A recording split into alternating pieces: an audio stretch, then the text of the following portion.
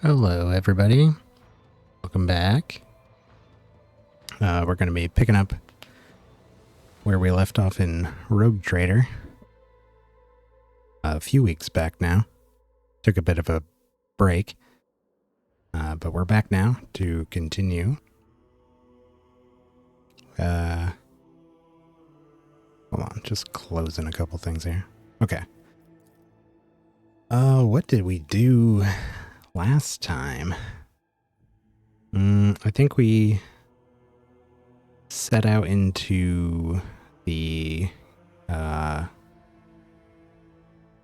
don't know what you would call it, the map, the larger map. I want to say galaxy map, but it's not that big. The map of the expanse, and started jumping around to different planets. Doing some space battles. Checking out some points of interest on different worlds we've come across. And I think our kind of main goal right now is we're supposed to be going to some of our worlds that we've inherited and dealing with whatever crises are occurring on those worlds. Kind of reestablishing contact with them, since a lot of communication and travel has been disrupted in the Coronis expanse. So that's what we're doing, and along the way we're just checking out different systems, gathering some resources too. All right. Where are we? Von Valencius. Von Valencius.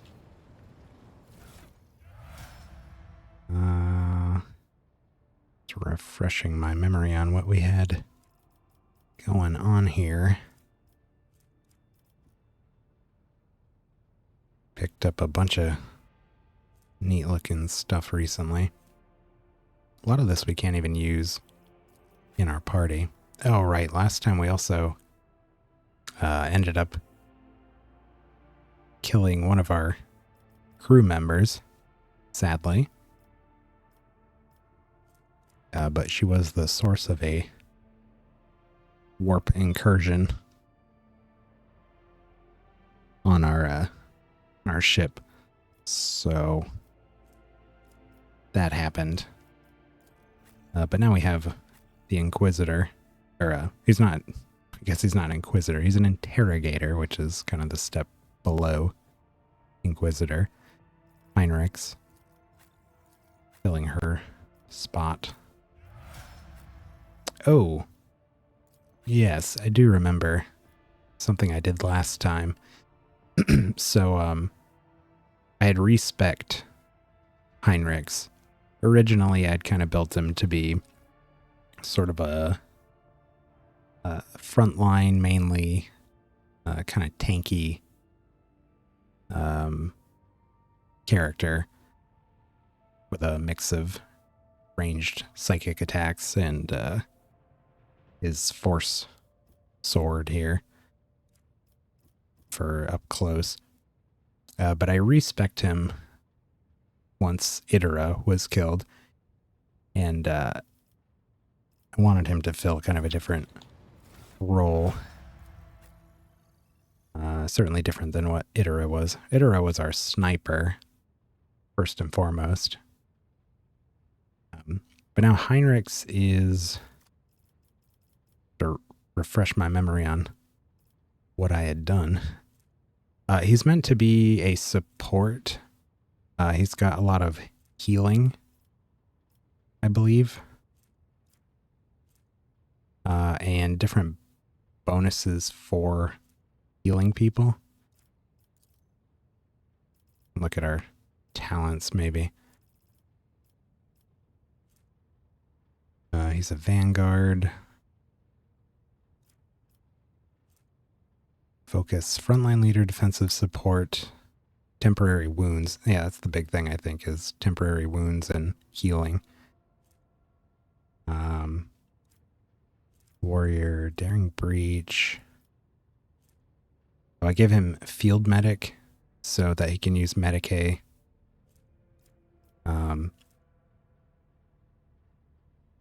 And he gains an additional +4 wounds when he's healed with a med kit.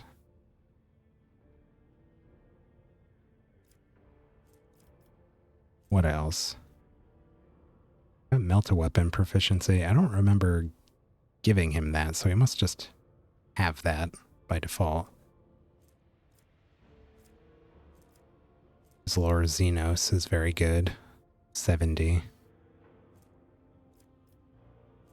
Boosted his psi rating up to 2.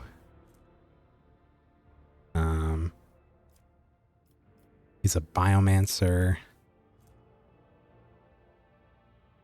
He's got iron arms, so he can give a target 18 strength and toughness until the end of combat. Invigorate restores 10 wounds. If it brings them to full wounds, it removes a bunch of negative effects. Whenever he is healed or he heals any ally, if the character being healed is already at full wounds, they instead gain temporary wounds equal to the healing. First in our combat, all his powers cost 1 less. First psychic power used each turn increases Veil degradation by 2 points less. So he's got some ability to use powers without having much effect on the Veil I forget what you call it. That meter that fills up as you use psychic powers and demons show up and stuff.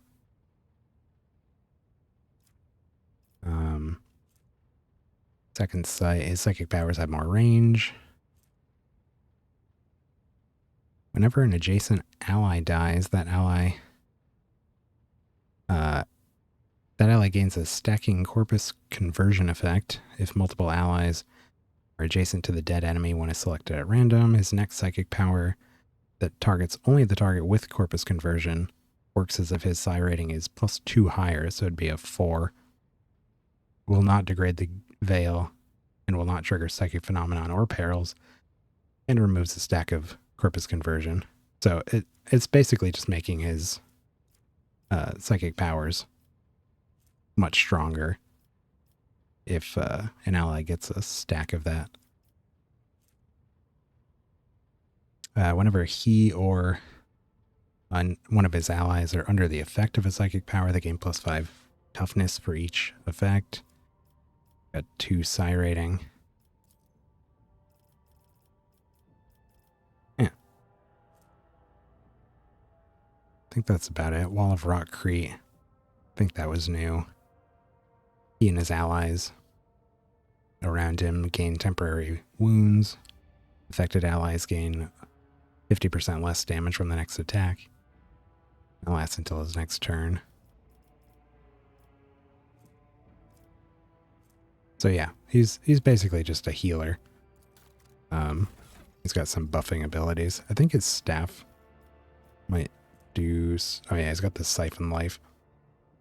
Unfortunately, I think this is his starting weapon.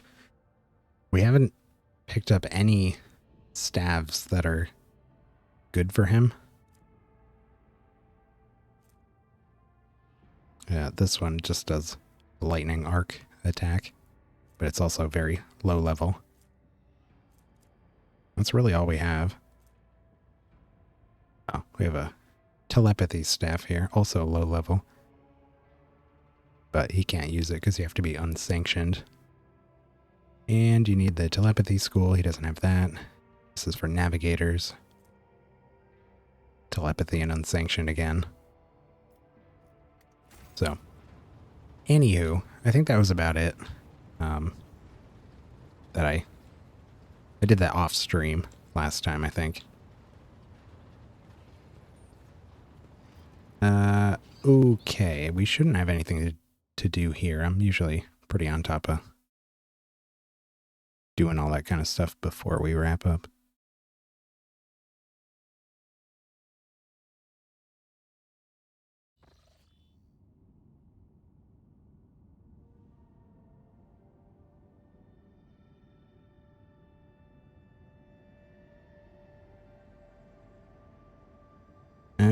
All right. Here we are. Ooh, there's a lot of places to go. Hold on, I just gotta respond to a text real quick.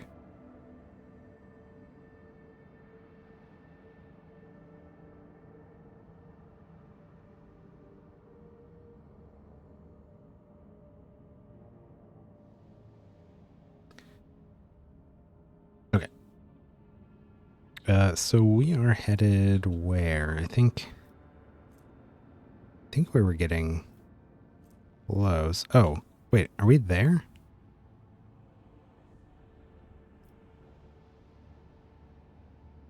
Yes. Ah, okay. So we had just arrived in Telecos Epsilon, where one of our worlds is that we have to check out. I think there's 3 different planets of ours that we need to go investigate. This is one of them. We haven't actually hit visit here yet, so we just arrived.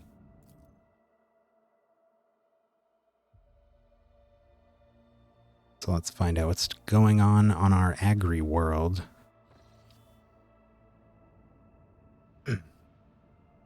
Master Helmsman Ravor.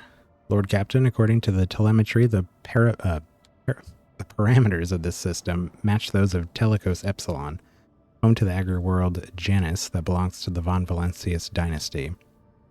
We've received a Vox message from the planet. The agri-world's governor officially welcomes the rogue trader and reports that she has begun preparations for a formal reception to celebrate the arrival of the planet's sovereign. Your subjects look forward to your visit. Well, that doesn't sound so bad. Make planetfall on Janus.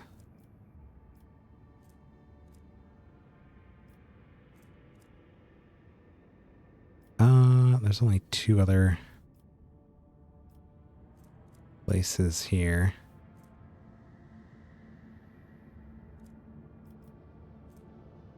Trying to decide if I want to go to them first or after. Let's just go to them first. At least scan them and see what's there. We don't have to do anything if there's some kind of mission or whatever.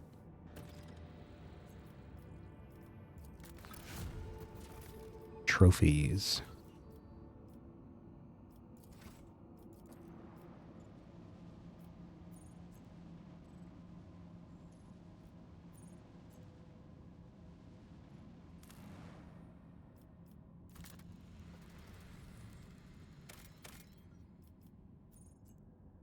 Lady Theodora loved frozen worlds. I never did discover the reason why, but the Lord Captain never missed a chance to visit such a planet, even on the slightest pretext.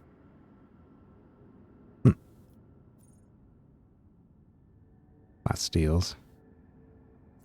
3. What do we got for contracts? Not this. not this. Oh yeah, we started a colony as well. Got it upgraded. We... Oh, okay, we're working on the second upgrade right now.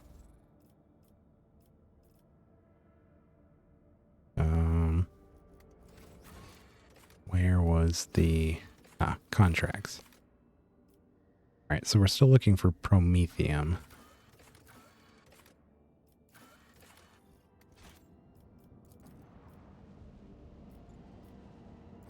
Wait, hold on. What is this? Oh. Okay. Same text. That is a big city. Governor of Viat's Viat's estate. There's our squad.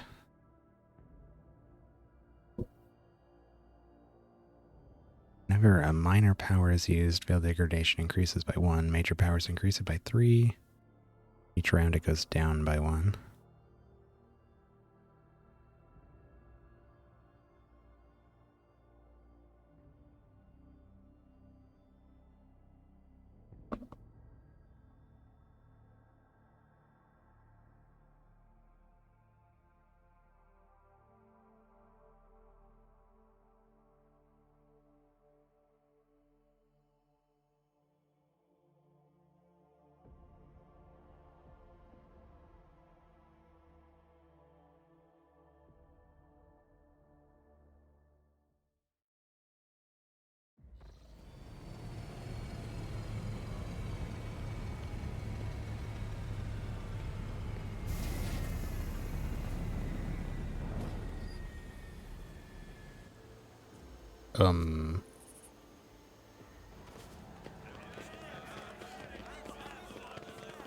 It's an Eldar sniper.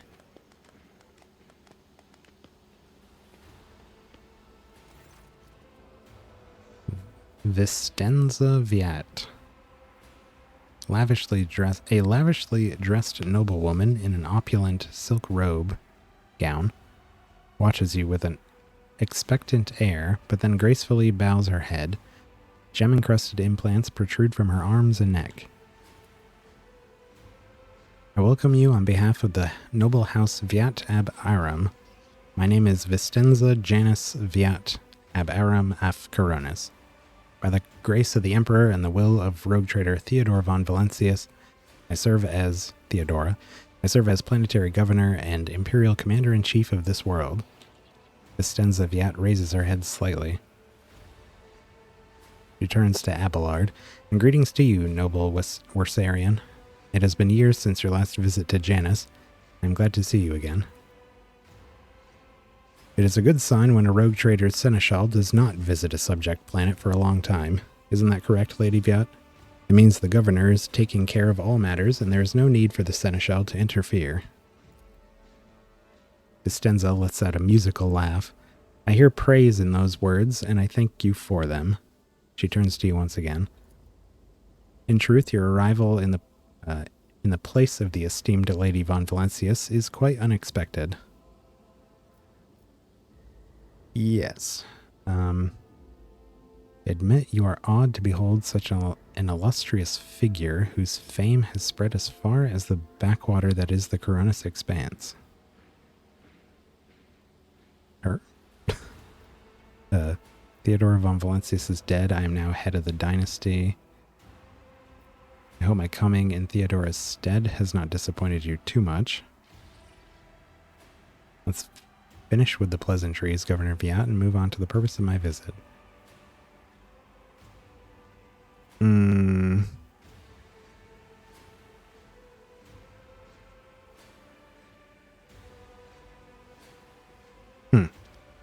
I don't know. Have we heard of her? I don't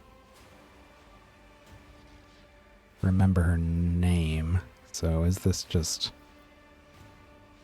butt kissing? Let's this one? Hope I haven't disappointed you. Not in the least, your lordship. On the contrary, I am delighted after all these years to once again welcome to my world. Oh, Christ. Oh.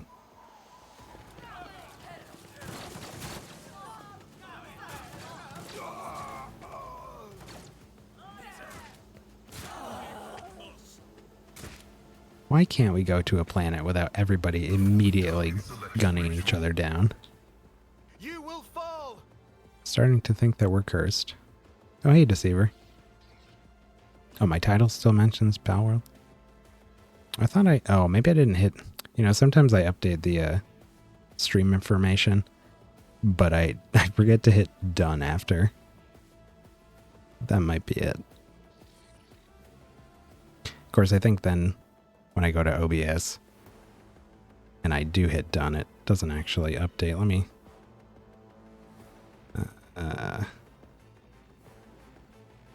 it's not changed now, is it?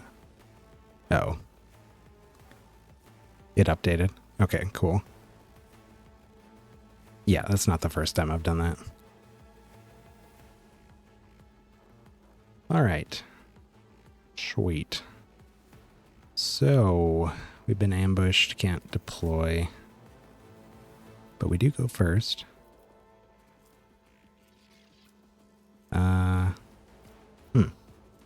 But we can't use... Oh yeah, we can't use those yet. We can only use our command abilities. Gotta remember how all this flows. Take aim. Nobody's really in cover. Servant. What do they got? Just pistols? Blast pistols. Yeah. Auto stubber, I think. Is that it? Just them? It's not a very threatening welcome party. We have faced worse. In fact, might even be able to just kill everybody here by doing... Oh, okay, they got some health. They're not that weak.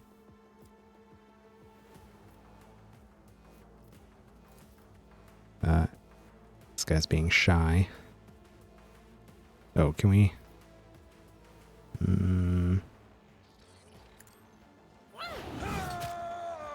Nice. Ooh, and we can even do this. Oh, I... Forgot that hits Abelard too. He's a tough guy. Press the advantage. No, we don't need that. Okay, and then Vaughn is good to go.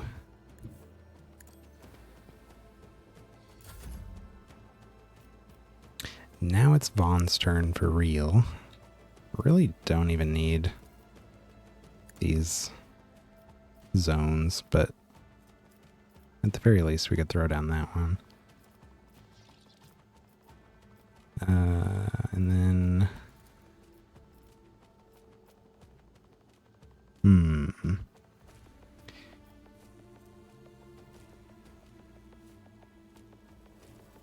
I forget... What is the range on your hammer? Goes out to the sides of him and one back. So it'd have to be here. We could probably do that.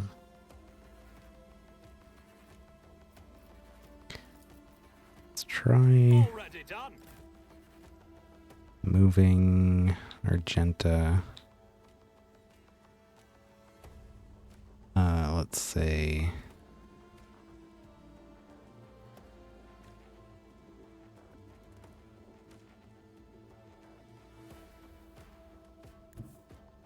here.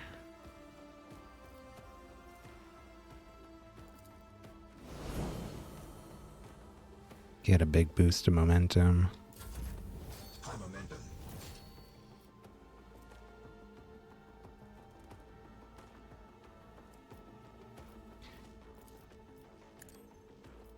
I don't know if we're going to be able to... Oh, actually.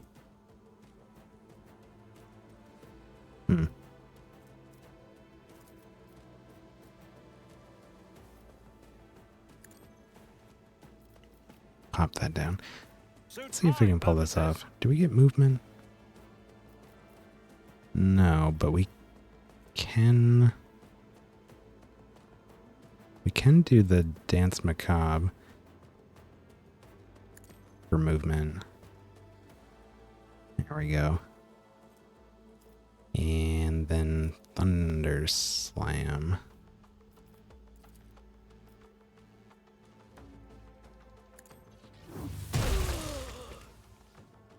Dead. Very, very dead. Dispatch. Makes an attack with a current weapon against an enemy. Cannot miss. Deals 50% more damage. Deals additional damage equal to 25% of the target's total missing wounds.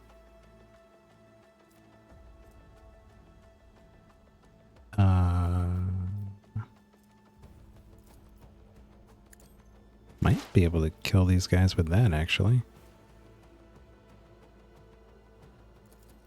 Oh no, it's a single shot. Well, okay. Ooh.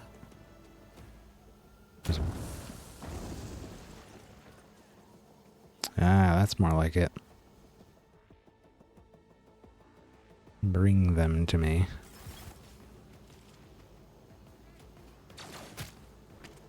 There's that Eldar again.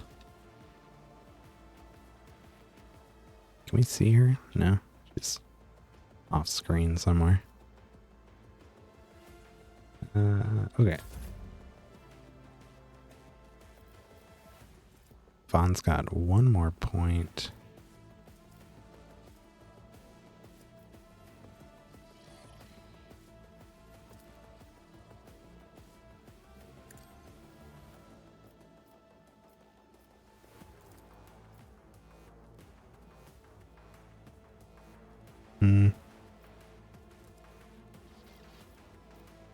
What does he have for a secondary? Don't remember. Oh, he's got the much more accurate gun. Nice. Good job, Vaughn. He doesn't often actually get kills himself. He rarely attacks.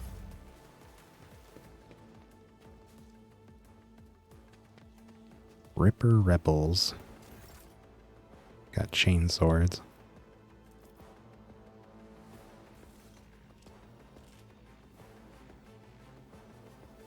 Do we have any cover around here?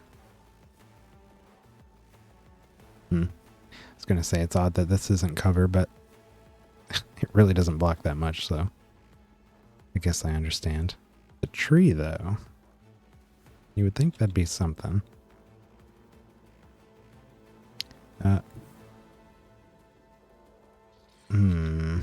I think I want to do a rapid fire.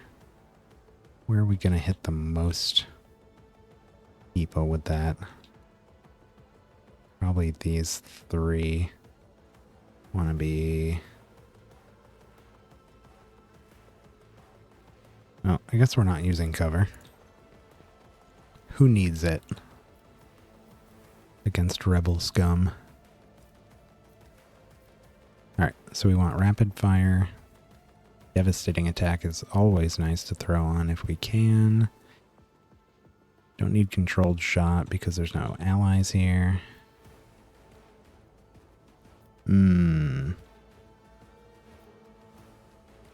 Tiny bit too close.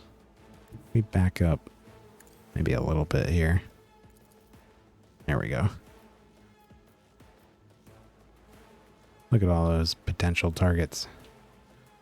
As the Emperor commands, I act. Nice.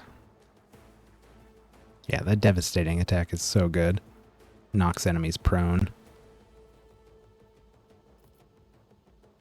Does different things depending on our damage type, but the bolter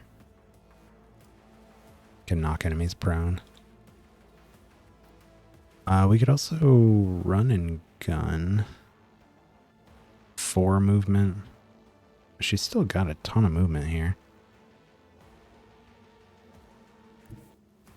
God Emperor, move through me.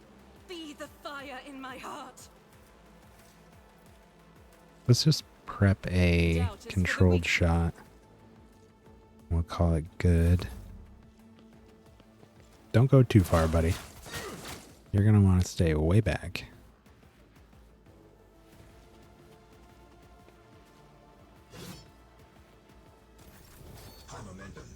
Cassia, our tactical nuke of a navigator, moves even if stunned or immobilized. Does being prone count as immobilized? I don't think so. But I will... Ooh. Tasty looking area over here. No cover. Although she is pretty good on health. I think these guys are all knocked down. I'm gonna take them a little bit to actually get back into the fight here. Emperor, give me strength. Let's run all the way down there.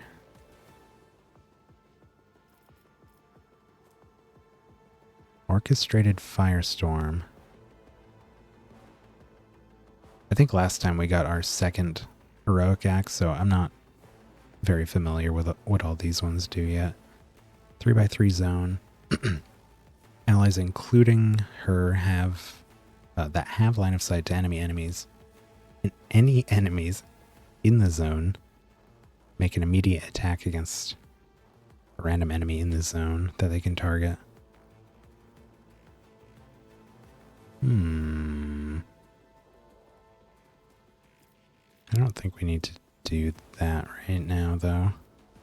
Why don't we try pulling everybody into her line of sight?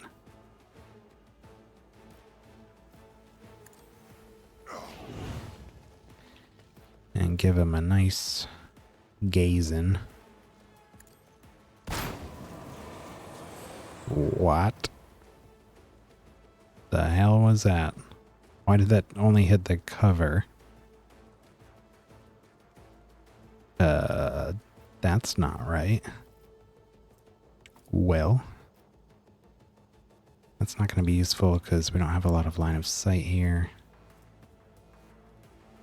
Target gains 1 damage and 1 additional damage for every 10 stacks of tactical advantage she has, but she loses half her stacks.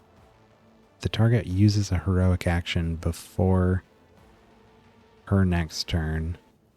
They regain 25 momentum.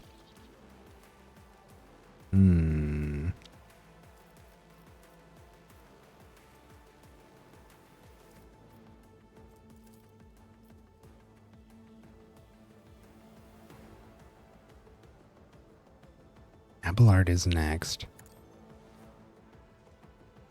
Let's inspire Abelard. Give him 4 stacks, so it's a +4 damage. And if we use a heroic action... Did he not get to go, or what? Oh, is he? He's stunned. Probably from that accidental gazing I gave him. Yeah. Whoops.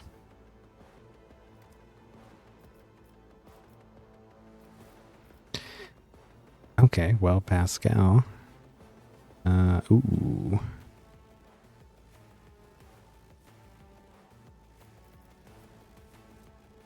Aim for the opening. Let's go right here.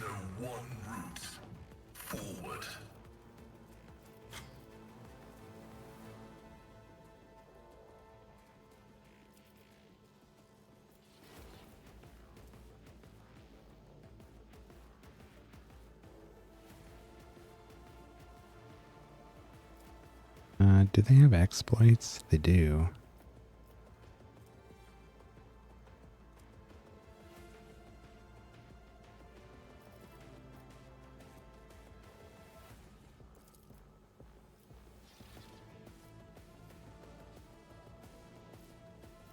Cogitation failed.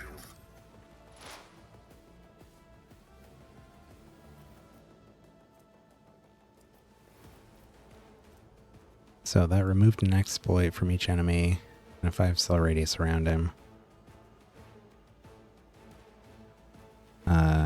All allies gain armor until the end of combat.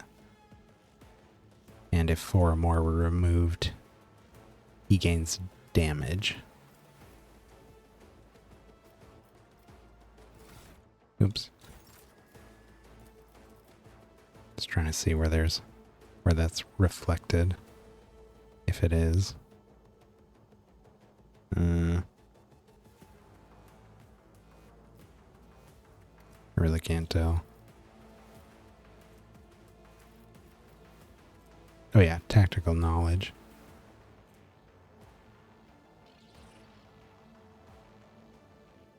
Okay, so he's got +5.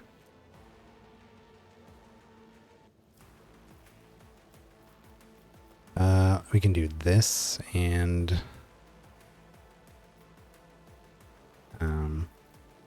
screw up their accuracy and stuff. They're probably just gonna die. Maybe not. Oh, no, I can't do that.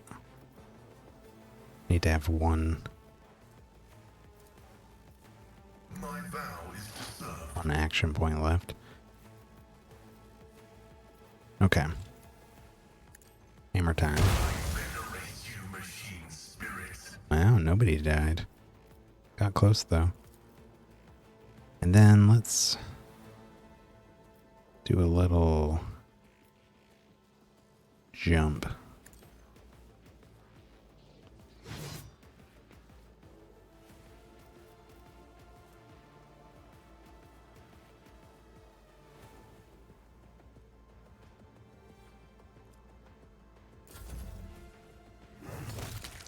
Dead. Ouch.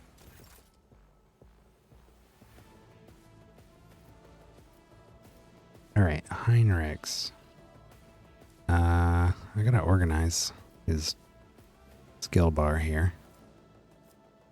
First time using him since we respect. These are all psychic powers. Yes.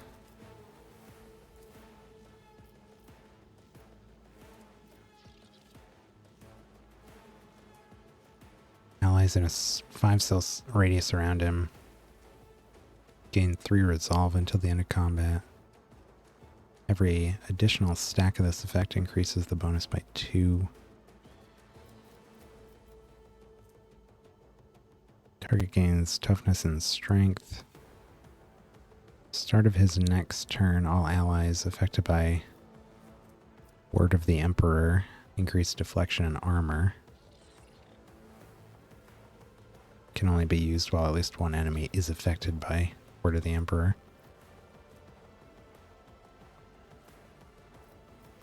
And what was his new heroic? Till the end of his turn, attacks each enemy that attacks the Vanguard's allies in a 3-cell radius around him. Additionally, until their next turn, he always retaliates when hit. Siphon life. Can do it as a heroic. Drains life from the target, healing all the Psyker's allies and the Psyker themselves.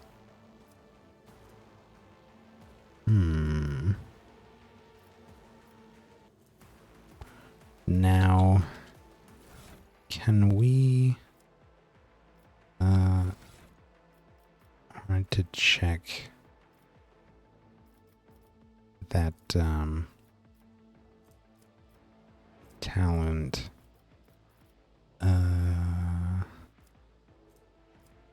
Stabilizing fact? No. Where was that?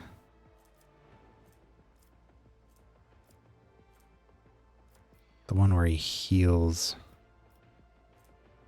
and can remove other negative effects.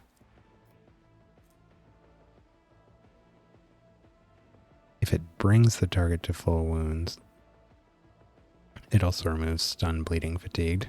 Okay. So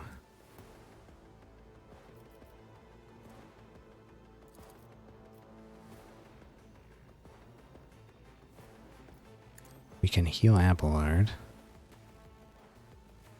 Yep, and his stunned is gone. Of course, he's still not getting his turn back, but not stunned anymore. Can't use that again.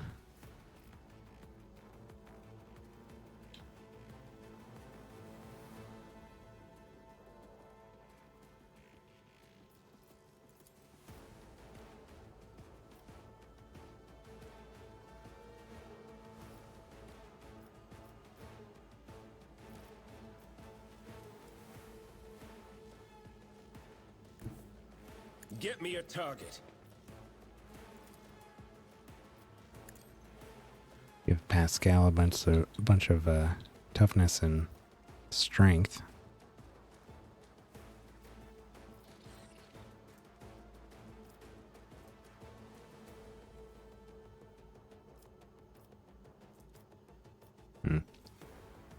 I should try to keep this guy kind of in the middle of everyone, close by.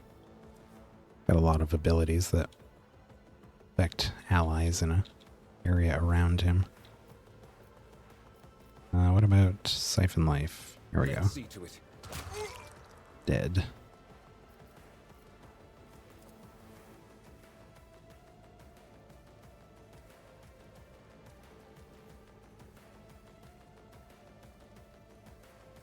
That is cover, though it looks like it's explosive.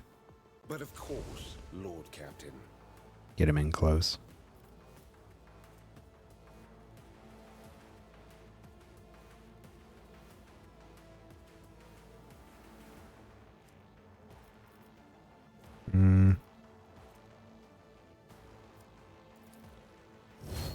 Just endure and give him some temporary wounds. Guy is passed out. Taken hold. Choose one combat tactics area. Every ally in the area gains an additional turn with 1 AP and 2 MP at the start of his next turn. For every enemy killed in the selected zone, the additional AP is increased by 1, movement by 2. We're gonna need to move way up here, and then we can move one of our zones.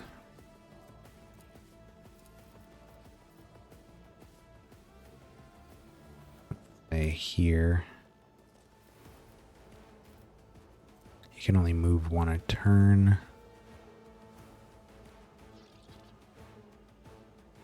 Let's do a blitz strat.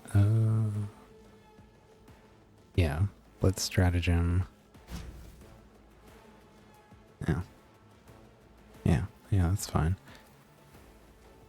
Now we can get some free movement into this area. And let's give Abelard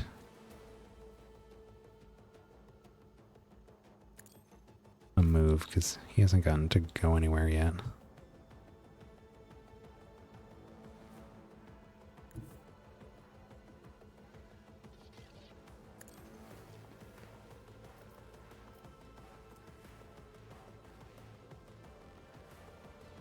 And then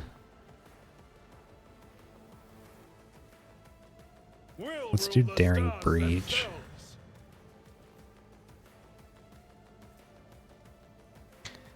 Our momentum dropped because we spent it to use his ability, but because he should have still been affected by Cassia's ability, it did go up again, I believe. I think I saw that happen.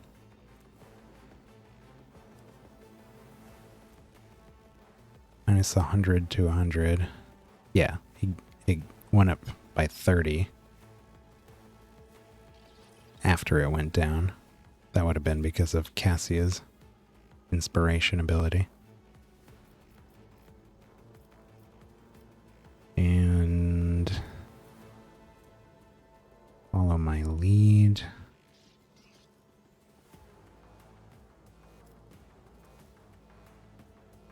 Sworn enemy. Why don't we say he's our sworn enemy? Do follow my lead. It will be done. Take him out. And we don't have... Ooh. Yes, we do. And we have line of sight and movement into here. Move him into cover there. And give him some deflection. Now Vaughn...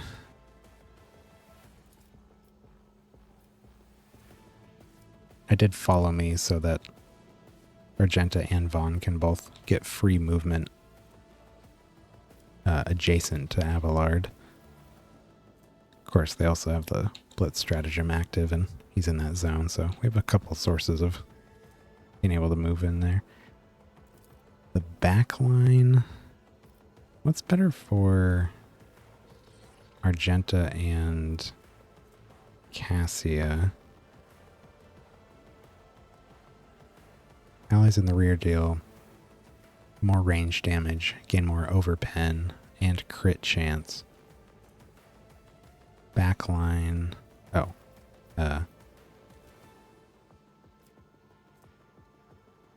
Backline gain, cover efficiency, dodge, and dodge reduction. Okay, so that's more defensive.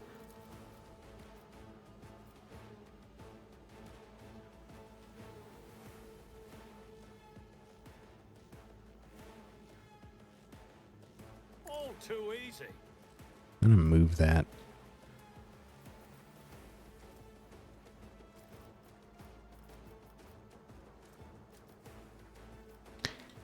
And I think this should work. We give Argenta a turn.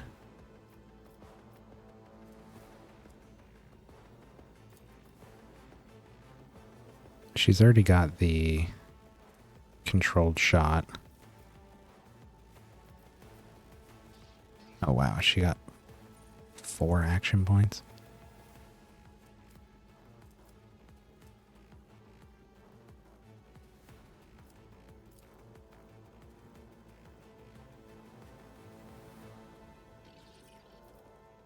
Let's do rapid fire, devastating attack.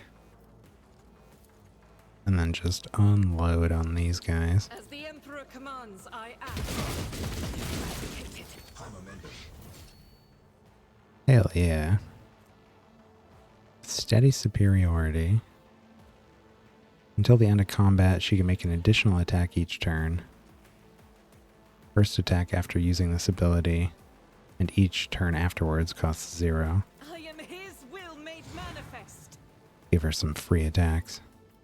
And this is a free reload, right? Faith without deeds is worthless. First reload is free. 98. 95. As the Emperor commands, I act. Strike is a prayer. Dead. Now, why don't we move... can we get here? No. I don't want to be in Abelard's way here. Let's do the follow me. I'll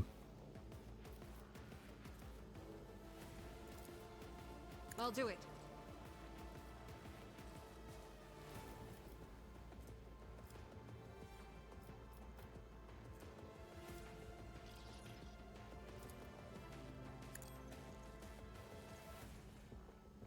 Why is she not moving?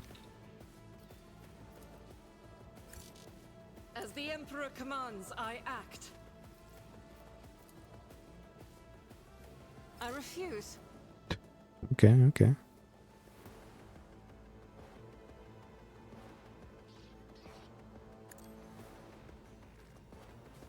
What?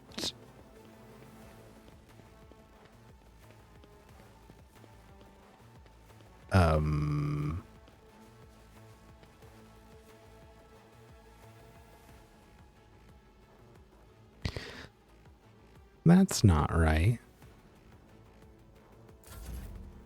Well, Argenta just left. That's...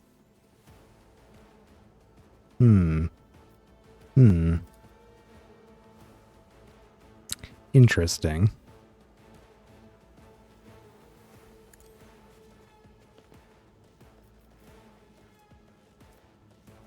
Definitely not how that works.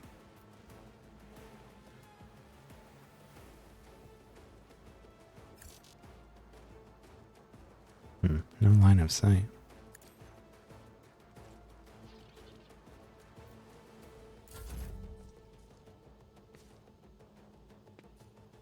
Argenta, where are you? All the way in the corner of the map. I'm just gonna pass her turn. That was bizarre. Oh no. Go hand in hand.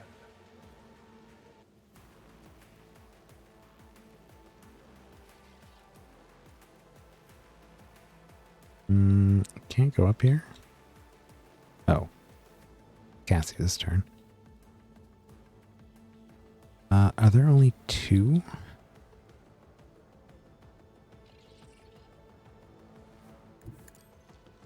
Put her here.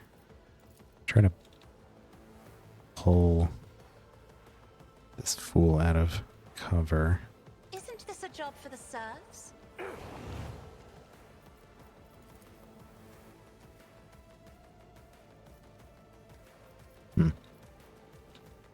Can't see him. I have read tomes of military tactics. Now I can't see him. Oh, there's a third one there.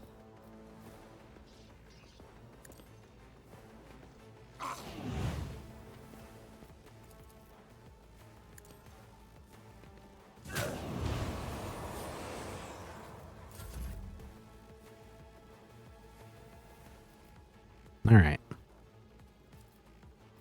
Abelard.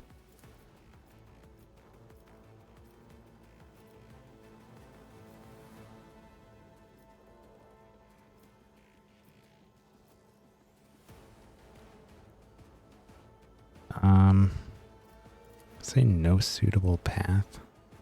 I guess that makes sense. Can we use this to get a free... Oh, yeah. Free move in the zone.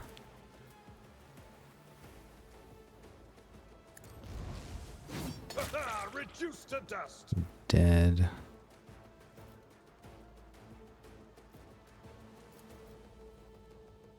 Oh, wow. Has that always been that big of a radius? Holy cow. Nice. At your beck and call. Tried and tested tactics are the best ones.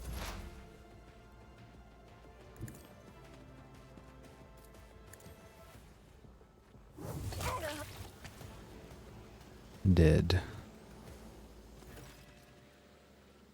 Your lordship, Emperor preserves us. Emperor preserve us. Are you all right?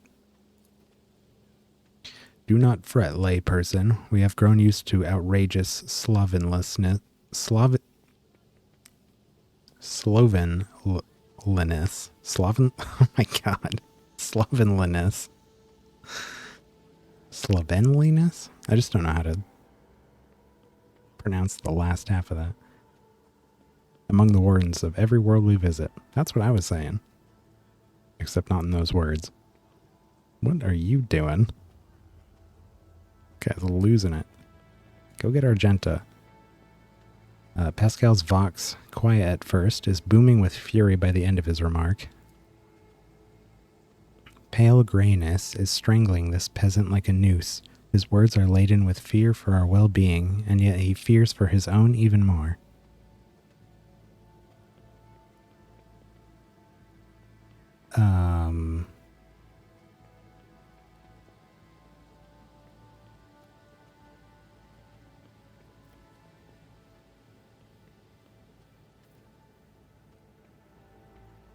I am fine. I can't say the same for the attackers.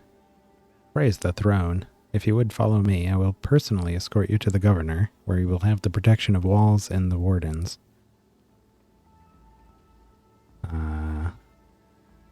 Lead on. Oh. I would have liked to have looted those bodies. But okay.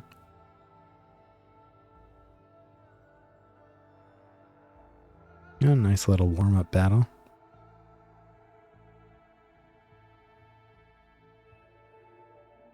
Except for that whole Argenta running away thing. Upon seeing you, the guard at the door lets out a frightened yelp and doubles over in a low bow. Your lordship, the most honorable von Valancius von Valancius, the governor is awaiting you in her office, where she is protected by walls and guards. You don't need to specify that, I don't think. Would you prefer to meet with her alone or with your entourage?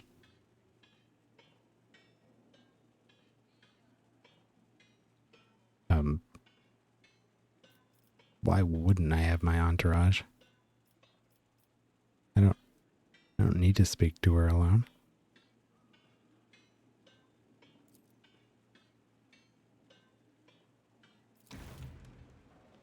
My entourage goes with me.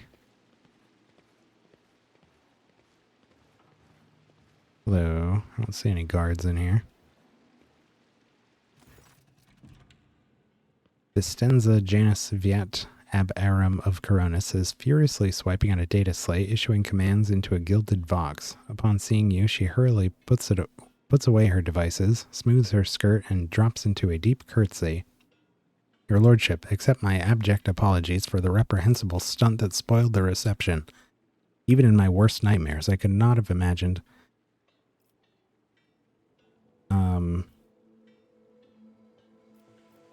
Reprehensible stunt. I thought firing at moving targets was part of the ceremony.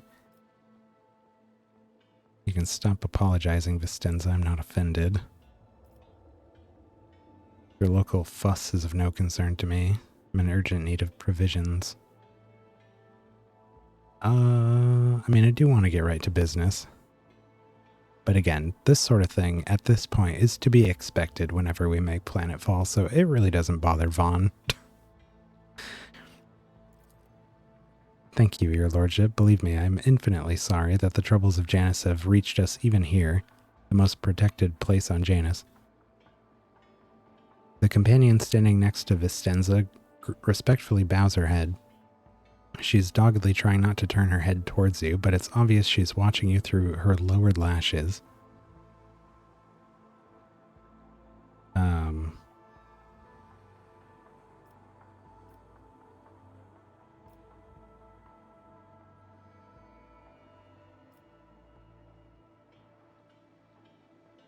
One of your wardens helped us in battle. A superb shot. Who was it?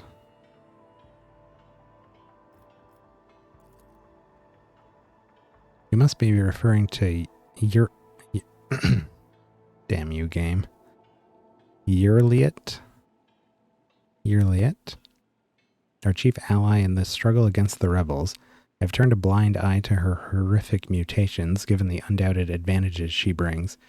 You see, Yerliet comes from the local degenerate stock of this world, and knows Janus like the back of her hand, so she has provided several leads as to where we can find bases and secret storehouses. Although I admit at times I am tempted to send her away from the estate, her unnaturalness means that speaking with her always leaves me feeling uneasy, such a gaunt, unfeminine figure, and so tall. Sound like you're describing Cassia, and I won't have it. Heinrich's expression shifts. Oh. Oops. Yeah, that was definitely an Eldar, not a mutant. And Heinrich's is of the Ordo Xenos, which are alien hunters. Heinrich's expression shifts. Did I hear you correctly, Governor Viat? You have a mysterious mutant on your estate at this very moment. One of prodigious height, slight build, and with a supernatural talent for shooting. Did the arrival of this helper never give you pause for thought? Allow me to make myself clear. To refuse Urlet's help in our circumstances would have been incredibly rash. Yes, mutants are creatures abhorrent to the Emperor, and they should be exterminated, but sometimes humanity makes exceptions for those who can serve the Imperium. I'm not concerned that your aide is a mutant. I'm far more concerned that she may be nothing of the sort. Heinrich turns to you. von Valencius. I would like to meet this helper of Governor Viat's without delay, out of professional interest. If you wish to speak to Urlet, you'll find her outside in the orangery, most likely by the gazebo. She prefers to keep her distance from the others.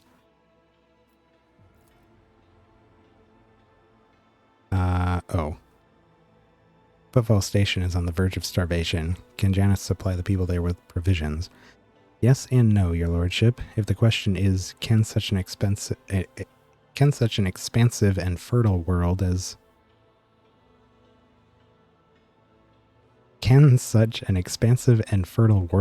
this one feed a few thousand void rats? Of course it can. We lose more provisions to gnawing pests every cycle than those on Footfall could eat in their entire lives. But can we ship said provisions to Footfall? Not a chance.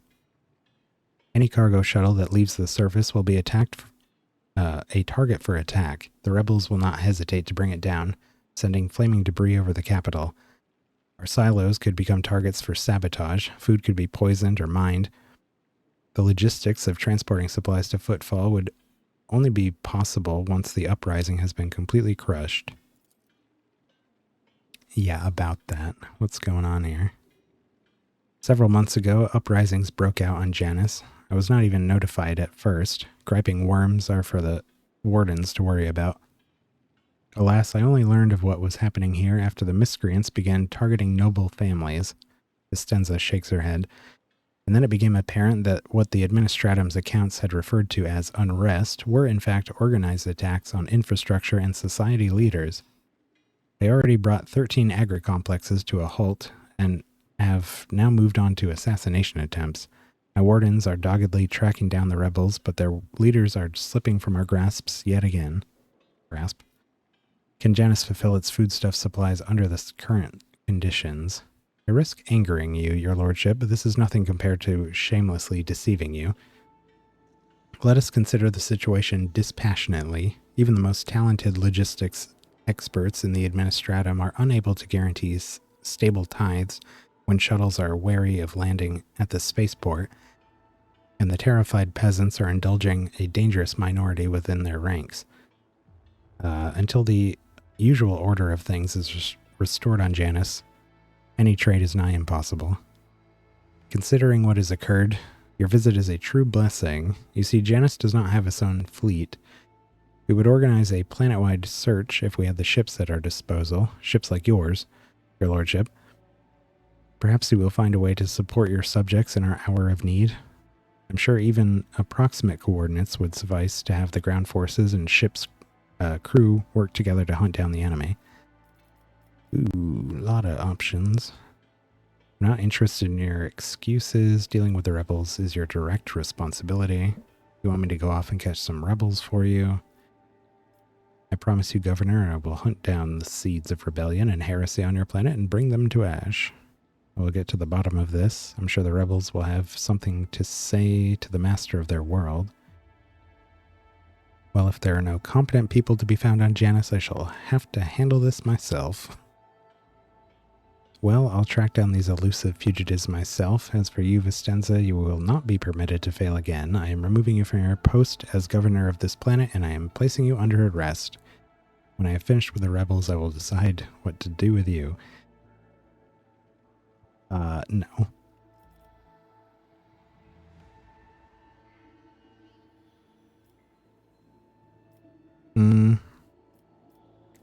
Probably one of these. Yes, I'm down for hunting some rebels. I'm sure they'll have something to say to the master of their world.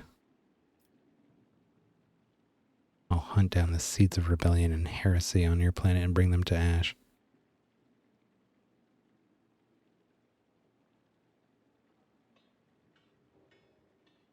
I kind of like this one because I feel like as we are sort of just introducing ourselves to the governor and people of this world as their new rogue trader,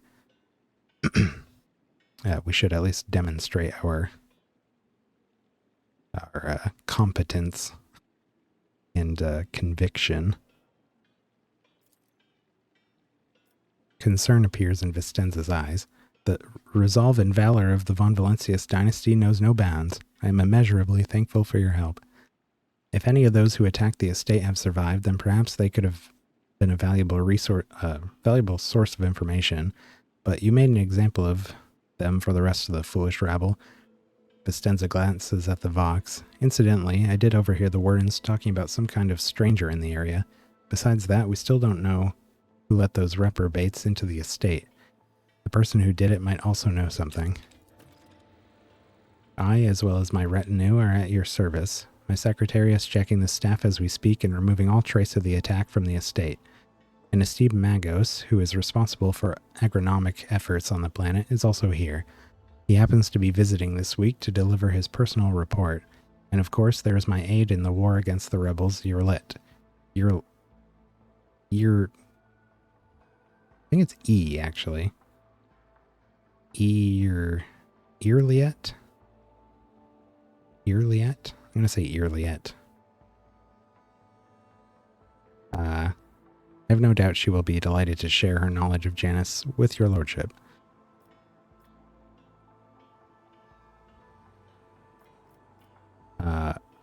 Who's this? One of my ladies in waiting, Amelia. Amelia performs secretarial duties and helps me to remain in constant contact with those families who are most responsible for the productivity and prosperity of Janus. I trust my advisors implicitly, and over time Amelia has become not merely a faithful companion, but almost my shadow. Losing her would be like losing my right hand. Vistenza laughs and gives Amelia an encouraging nod. Amelia drops into a low curtsy. To bathe in the light of your greatness is a true honor, rogue trader. Tell me about Janus.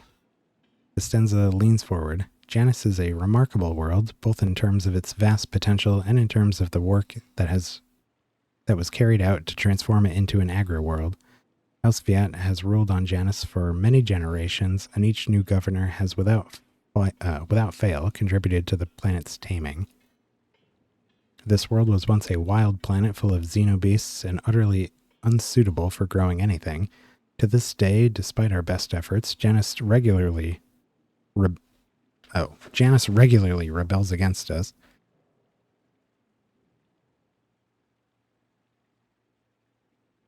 Earthquakes, tsunamis, the emergence of new pests and weeds that invade the arable land. Sometimes I cannot help but think this world is endowed with consciousness. The consciousness of a capricious and a stubborn child who likes to spoil everything that we've achieved. What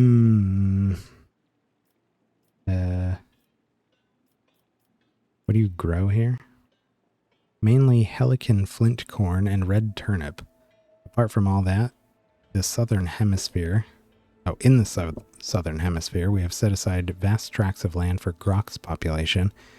And of course, I cannot fail to mention the several thousand acres of tilled land given over to cultivating fermentable fruit for personal use and limited export.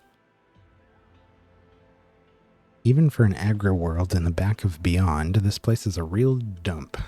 What do you all do here for fun? When you have free time, that is. I don't think Vaughn cares about that. I must take my leave. Whoa. Okay, we're I won't locked out of tolerate there. weakness. Hello. The door guard bows obsequiously. Lord von Valencius, we are most delighted to welcome you as our guests. Would your lordships prefer to speak to the governor alone or with your entourage? I don't know why he asks us that. That's strange. It is an honor. Is something wrong, your lordship? It's about time. No, I'm just clicking on everybody. I feel my age when fighting alongside such young warriors. Indeed. While I have my navigator skills to call upon, you are, statistically speaking, far more likely to perish in battle. Oh, I mean, that came out wrong. Victory awaits. Like that she didn't follow that up with what she actually meant. House Grantis has never inspired respect or trust. I have no doubt that it was they who brought the treacherous servants into the estate. You're surprised, town... What's going on with this dialogue here? Did you hear... Vexen Goldino caught her husband with the servitors again. What? Your surprise sounds terribly feigned. Are you truly surprised to learn that the head of the Goldino family is seeking solace in such predictable places? Quite the opposite. I'm appalled the old man hasn't come up with something more original since the incident at their last soiree. What? Follow my lead. I hope that doesn't mean what it sounds like.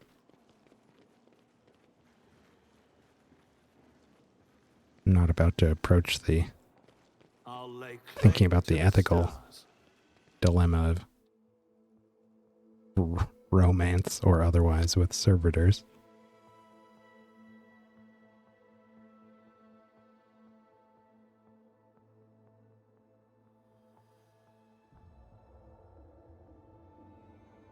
Okay, so what? We gotta go meet with some of the governor's people in charge of different things. You left the Navis Imperialis to serve the rogue trader. Do you ever regret it, Seneschal?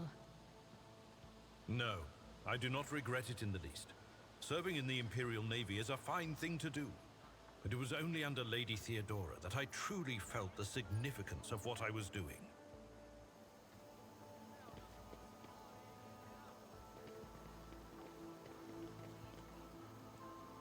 The estate is under control and you are completely safe, Lord Trade. Yeah, I don't know about that. You got the corpses over here? Oh, there's a lot of text happening. Argenta is saying things. There's too much text. We need to go to a quieter place. They just keep talking. They said that one.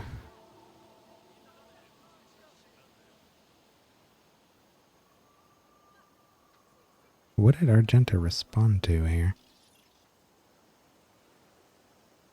Indeed, I have not seen many places that flaunt such luxury. If you were to scrape all the gilding from every temple and footfall, it would still be less than there is here. Don't know who she's responding to.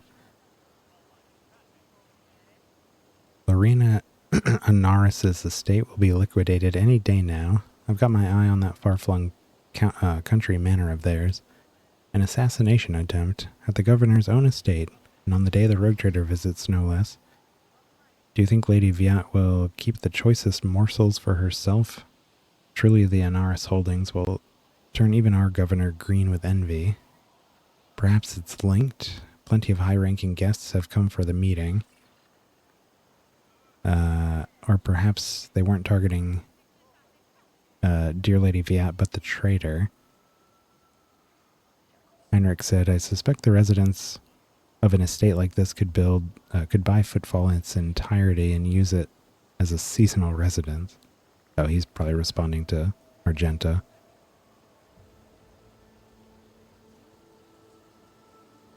And the rest of it is our servo skull. It's repeating itself.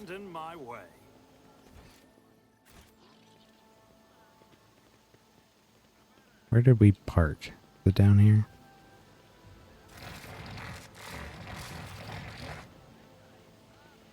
Bless you.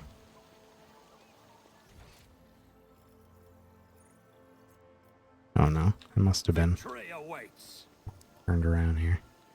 It's been like this. That's where we came out. Is it here? No. What the heck?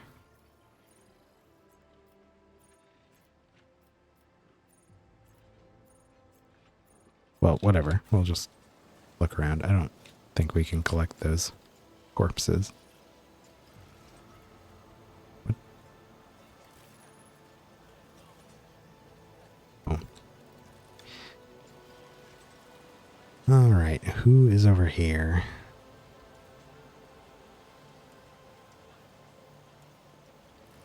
Servitors. This must be that tech priest they were talking about.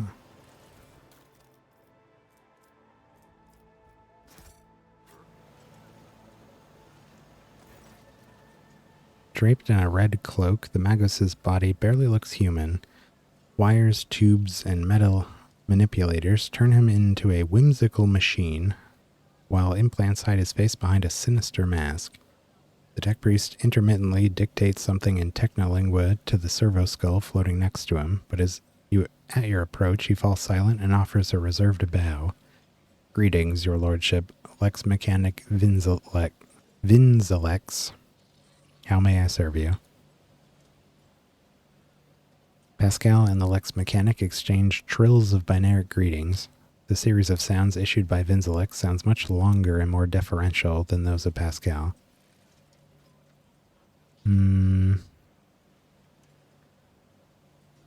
What do you do here on Janus? The tech priest's mechanical voice comes from the speaker on his neck. By the order of the Adeptus Mechanicus, I have been entrusted with the management of the Adeptus Administratum in order to catalog ergonomic data and analyze information about the planet during the process of subjugating it to the will of the Imperium. Be blessed, tech brother. Your diligence and the diligence of those like you turns anarchy into order and bestows classification to knowledge. One of Pascal's mechadendrites slightly touches the Lex Mechanic's body. The tech priest bows respectfully in return, clearly a little startled. Tell me about Janus. Initializing report. The planet's soil possesses a unique composition suitable to the re-engineering of the planet, or the re-engineering, and the mass production of foodstuffs, significant cultivation of the eastern hemispheres with the aim of improving production processes and logistical operations. Traces of xenoactivity that do not pose an immediate threat to ongoing operations. Undesirable pathologies of flora and fauna have been noted, which may pose a threat in the short term. Traces of xenoactivity. According to data obtained during the initial survey, ruined structures of non-human origin were noted in different sectors of the planet, but I did not have the administrative capacity to study them in more detail. For now, I must defer to the quest for knowledge. The Lex Mechanic speaks the last words with a distinct envy, his eyes fixed on Magos Hanneman.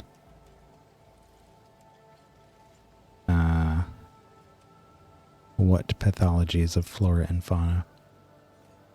Genetic and chemical pathologies, your lordship. Harmless species mutate and become aggressive, while plants change their chemical composition and become poisonous.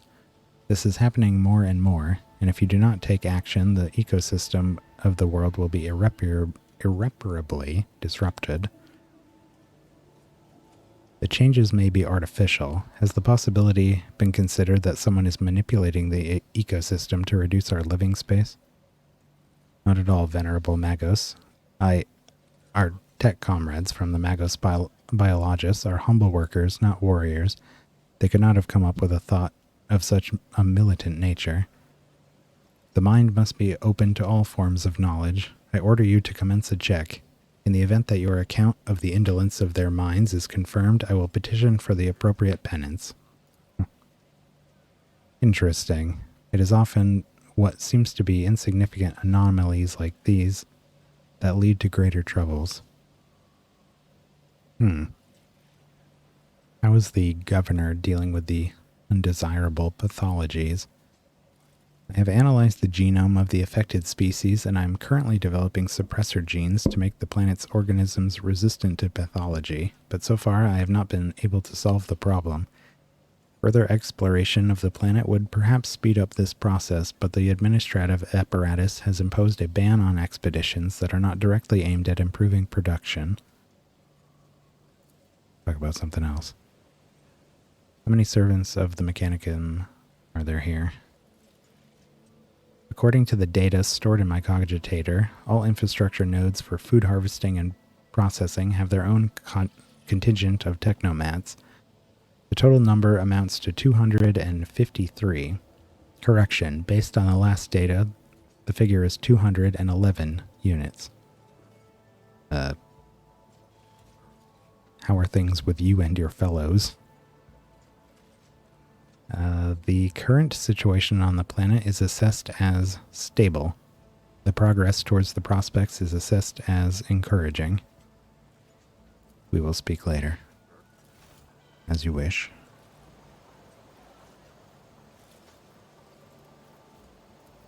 Don't mind me. Successful. I'm taking that. Technically, it's mine anyways. Nothing over here. I wonder about those Xeno ruins. I'm curious if they're, maybe Eldar ruins. It'd be pretty cool if there were Eldar here and they're, what are they called? The, what the heck are they called? The ones that wander around. The nomadic ones. Well, actually, no. I guess they are nomadic, but they live on exodites. Yeah. The ones that, like, tame dinosaurs and stuff. Be cool if that's what was going on here. The governor's palace is opulent.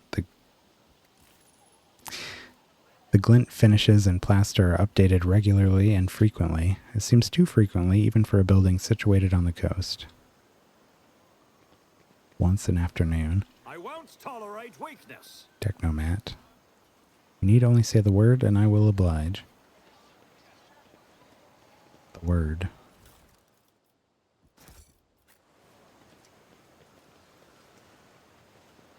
Going on back here. None shall stand in my way.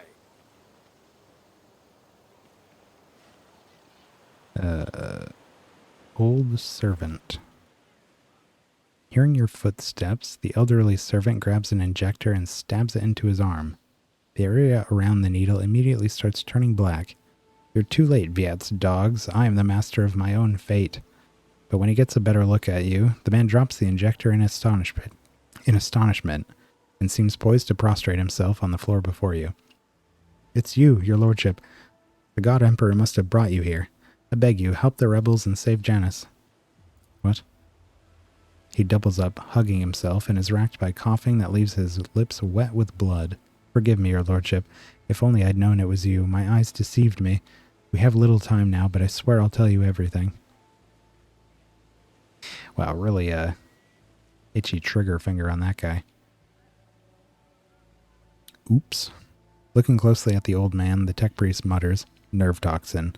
The inevitable cessation of vital functions is expected in no more than 60 seconds. Silent clicks emitted by the visor indicate an ongoing picture recording.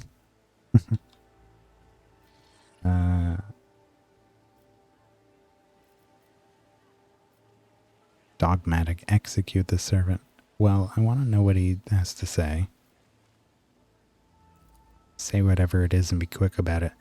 In the name of the Golden Throne, your lordship, show mercy on the humble workers. The salt of Janus, save them. Viet, the untouchable governor and leader of the nobility, is creating something monstrous behind closed doors. She uses the Imperium's interest as a smokescreen and purports to be a scholar, but her actions are poisoning our planet. Did you know that the settlements that failed to pay their due tithes on time have been allowed to pay with people instead? They even deliver them to order. Sometimes old folks, sometimes children. He lowers his voice to a whisper and leans toward you. I've seen those people. I've seen them being delivered to the estate, and then they're never seen or heard from again. They go into the secret rooms and they don't come out again, your lordship, ever. Peasants were taken to Urak 5 to serve House Orselio, who were taken, were never seen or heard from again either. They became loyal servants and toiled for the good of a great dynasty. Why should they ever return to their filthy, squalid abodes? Many of those people that were taken to Urak 5 were experimented on. I saw the notes. I saw the labs. The old servant lets out a moan. The dark stain on his arm seems to creep through his veins until his arm and neck are a latticework of black. The servant's breath quickens and becomes irregular.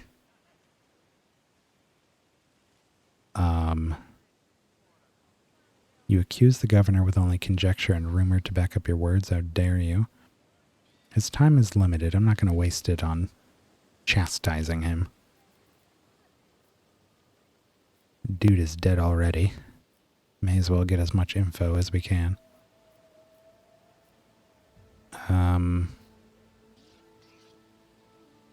What secret rooms? Hidden chambers deep within the palace. I've never been inside, thankfully. The servants who are allowed in, the ones the governor trusts, they change. She changes them, pretties them up, defiles them. You accuse the rogue trader's appointed governor of heresy. If your words are false, they themselves are tantamount to heresy. But if what you say is true, if it's true, then your sacrifice will be a credit. To your credit, my good man. Oh. Let me... Argenta utters these last words with impassioned conviction.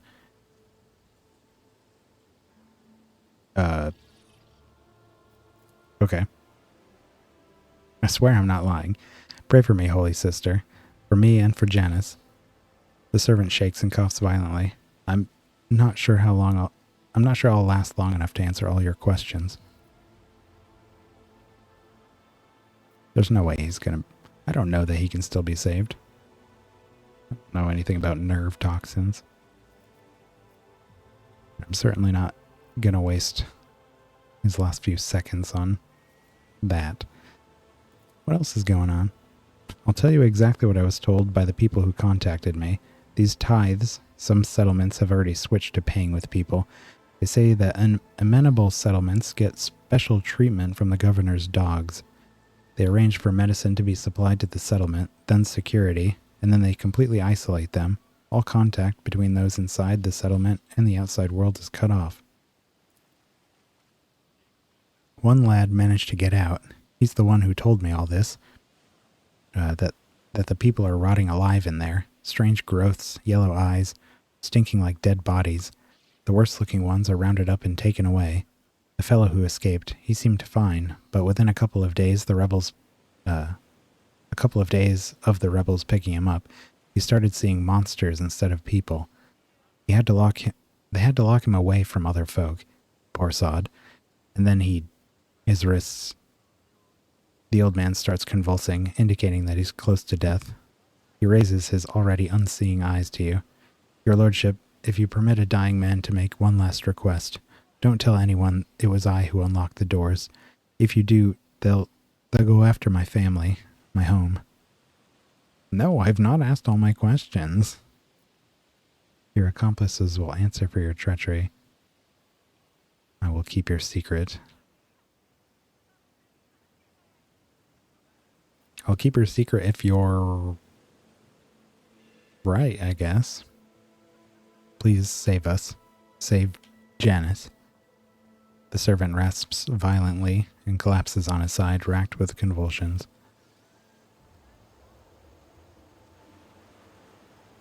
Can't even loot him. Well.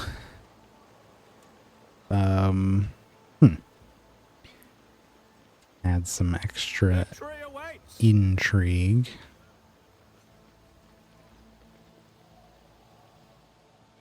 Hello? What the heck?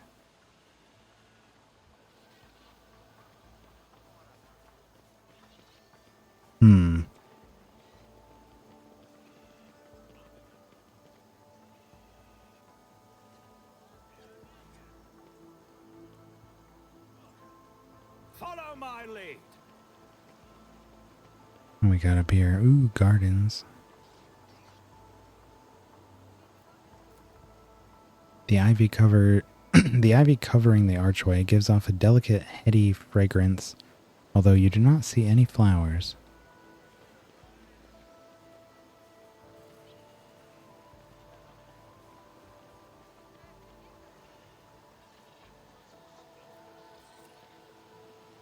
An otherworldly silence reigns under the arches of the gazebo. Perhaps a sound barrier generator is mounted in the dome. Iliad Lenevus greets you, Elantark.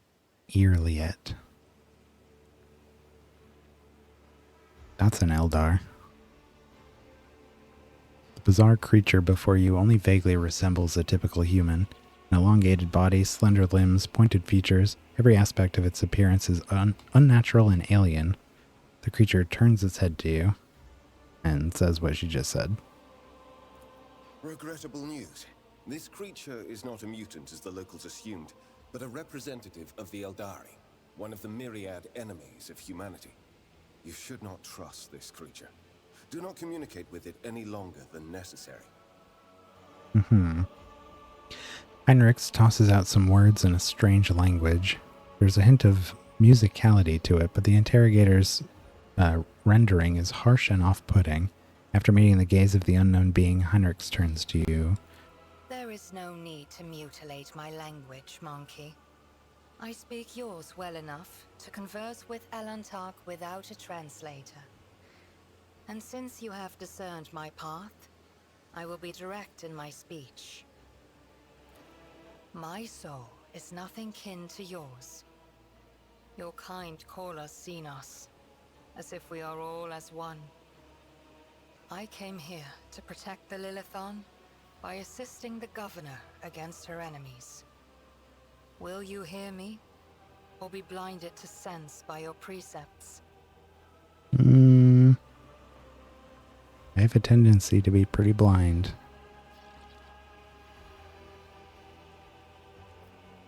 We did execute someone earlier who was a potential ally for admitting to dealing with Xenos. So, avoiding hypocrisy is going to be difficult if we want to come to any kind of cooperation here.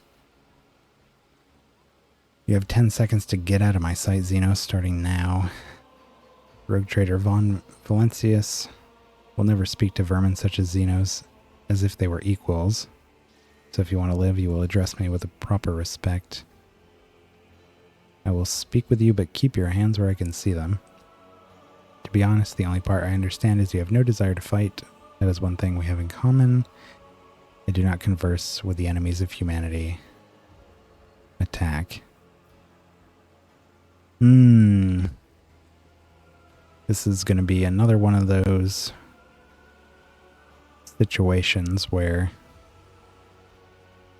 the thing I want to do is ignore all the prejudices and dogmatism that would lead us to killing this person and befriend them because it's an Eldar and it would be cool to hang out with. But Vaughn is pretty dogmatic and pretty not cool with Xenos. He definitely hates chaos much more than Xenos, but he certainly sees them as enemies. So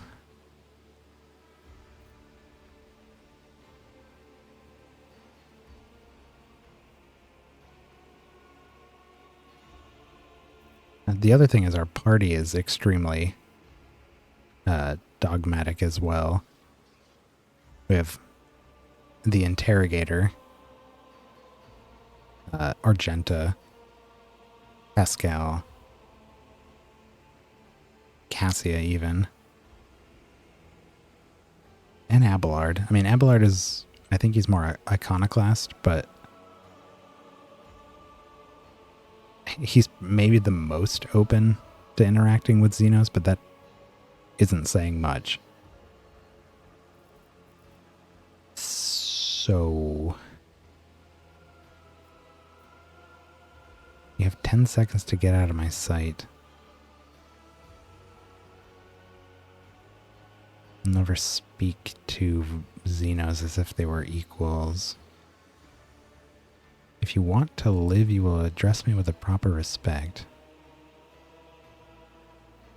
I will speak with you, but keep your hands where I can see them. I'm torn between wanting to know what she has to say and role-playing. Because role-playing, it's either you die or you gotta go.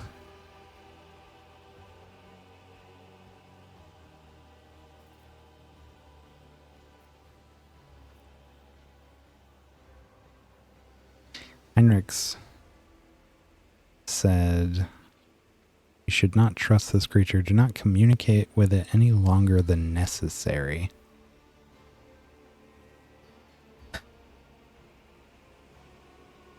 Any longer than necessary. Well then, let's try to get some info from her, and then we'll decide. Reckless. Must I remind you, Master Van Calox, that the warrant endows rogue traders with the sacred right to have dealings with Xenos when necessary? That exceptional memory of yours seems to have let you down. I have banished the shadow of doubt from your thoughts regarding my nature. No.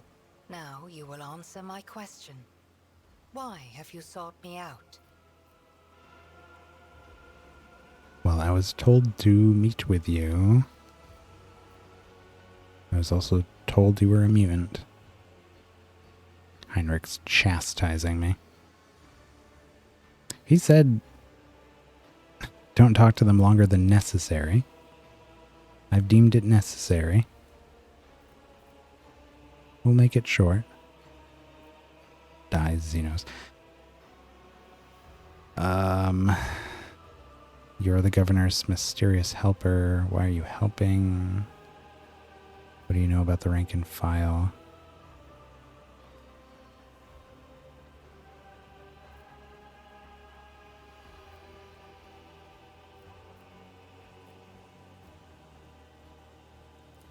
You're her mysterious helper.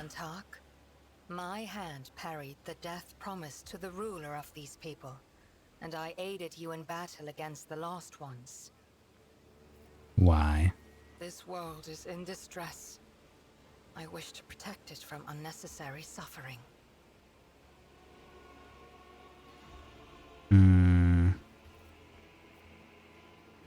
I spoke with the Magos in charge of operations on the planet. He says something's gone wrong with this world. There's spontaneous mutations, animal attacks.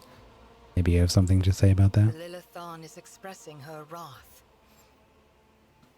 For centuries, this world has resisted the brutality inflicted upon it by soulless machines and unmindful creatures.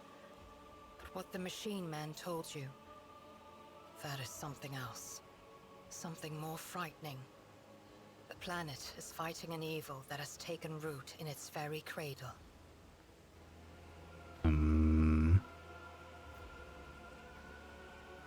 Soulless machines. And something else?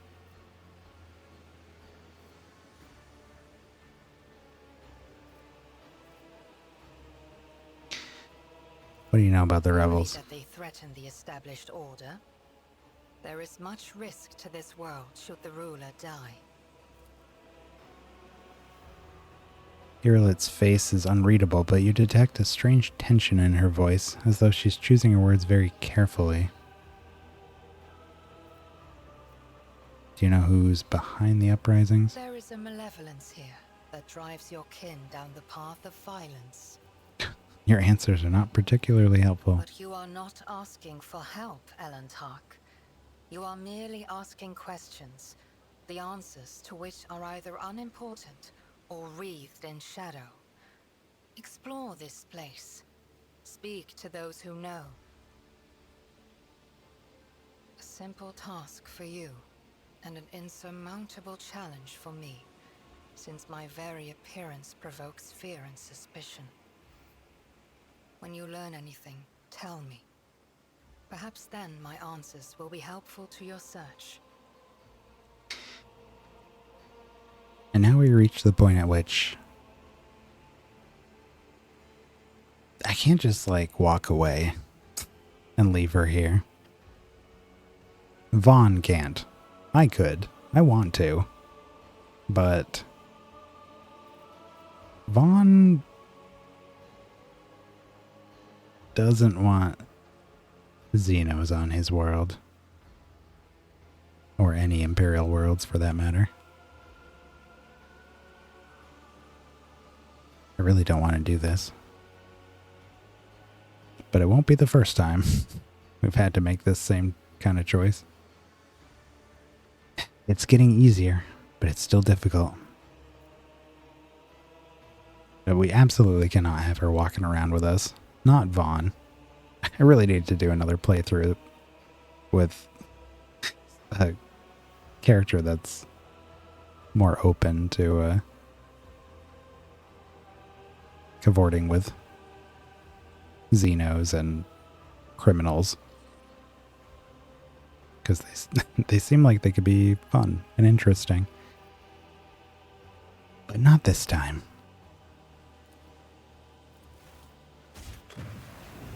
And she's gone. Okay.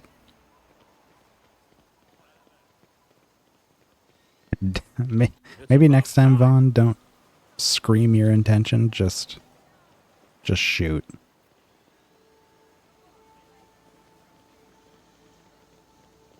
A new challenge for me?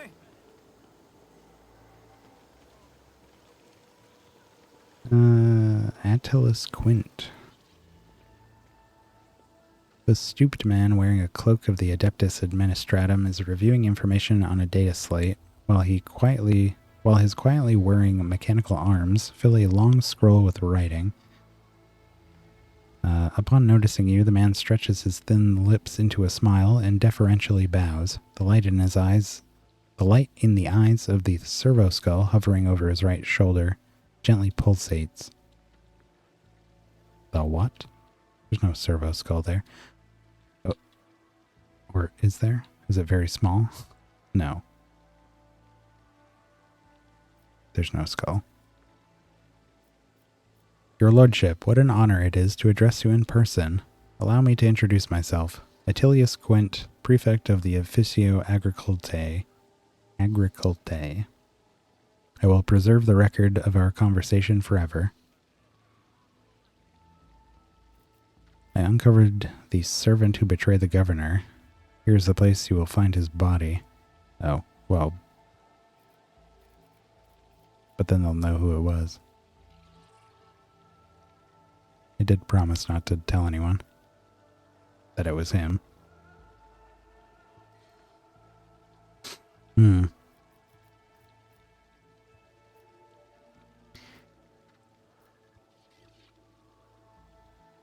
What are your duties here? By the grace of the God Emperor, I oversee the administrative apparatus on the planet and serve as secretary. I'm also responsible for the logistics related to supplying the planet of the Von Valentius dynasty and the timely payment of tithes to the Imperium's official collectors.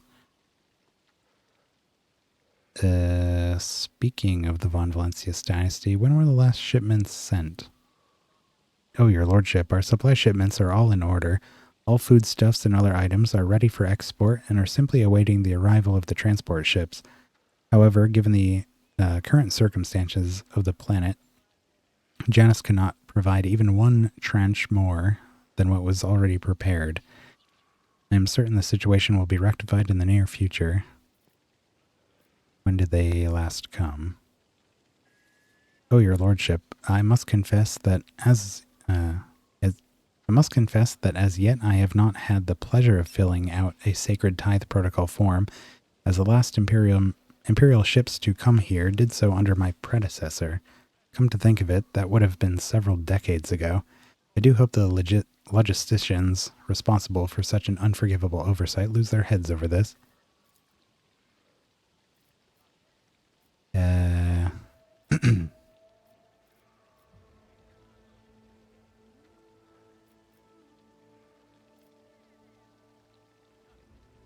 Tell me about Janus. What's happening on the planet? Alas, your lordship, rebellions have caused us too many problems in recent times.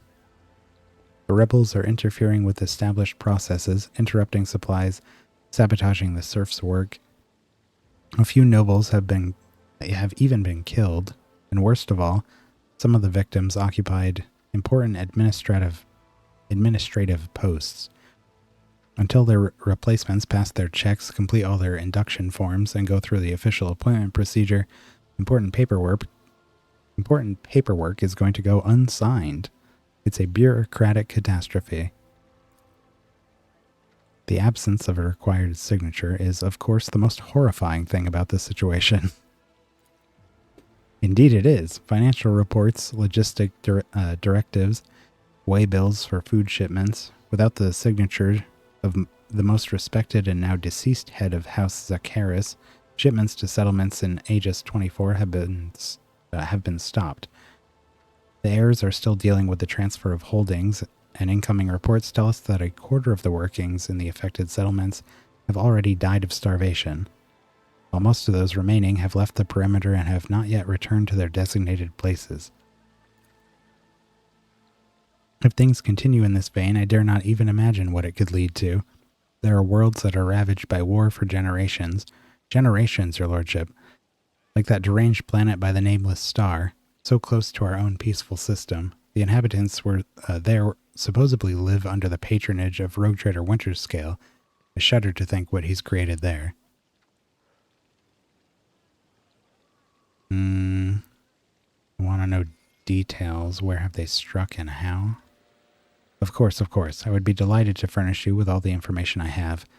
In the last few months, 15 organized attacks and 7 terrorist attacks have been perpetrated.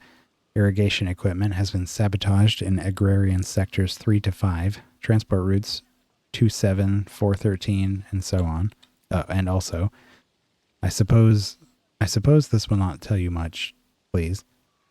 With a fussy gesture, he presses several buttons on his data slate screen, and a 3-dimensional map with coordinates of the attacks appear on your cogitator. The data is superbly collated, and the map clearly displays the actions of the rebels. At first glance, there appears to be no logic to their campaign, but after analyzing the data and the features of the terrain, you notice a clear system indicating a geographical pattern for their attacks. Okay. Who's directing them? Does anyone know? The rebels are well armed and well trained. What's more, the governor's advisors are inclined to think that the instigators of the rebellion are very familiar with the planet's terrain and climate. My ordinates are going through registration records day and night, looking for individuals who have completed military training, but we have so far been able to identify the scoundrel. What are you doing to combat them? Our security services are tracking those who support the rebels and who regularly... And our regular wardens are wiping out these saboteurs without the slightest mercy, but they keep on appearing. My scribes have been run off their feet keeping records of all the public hearings and executions, but I'm confident that the governor will find a solution soon.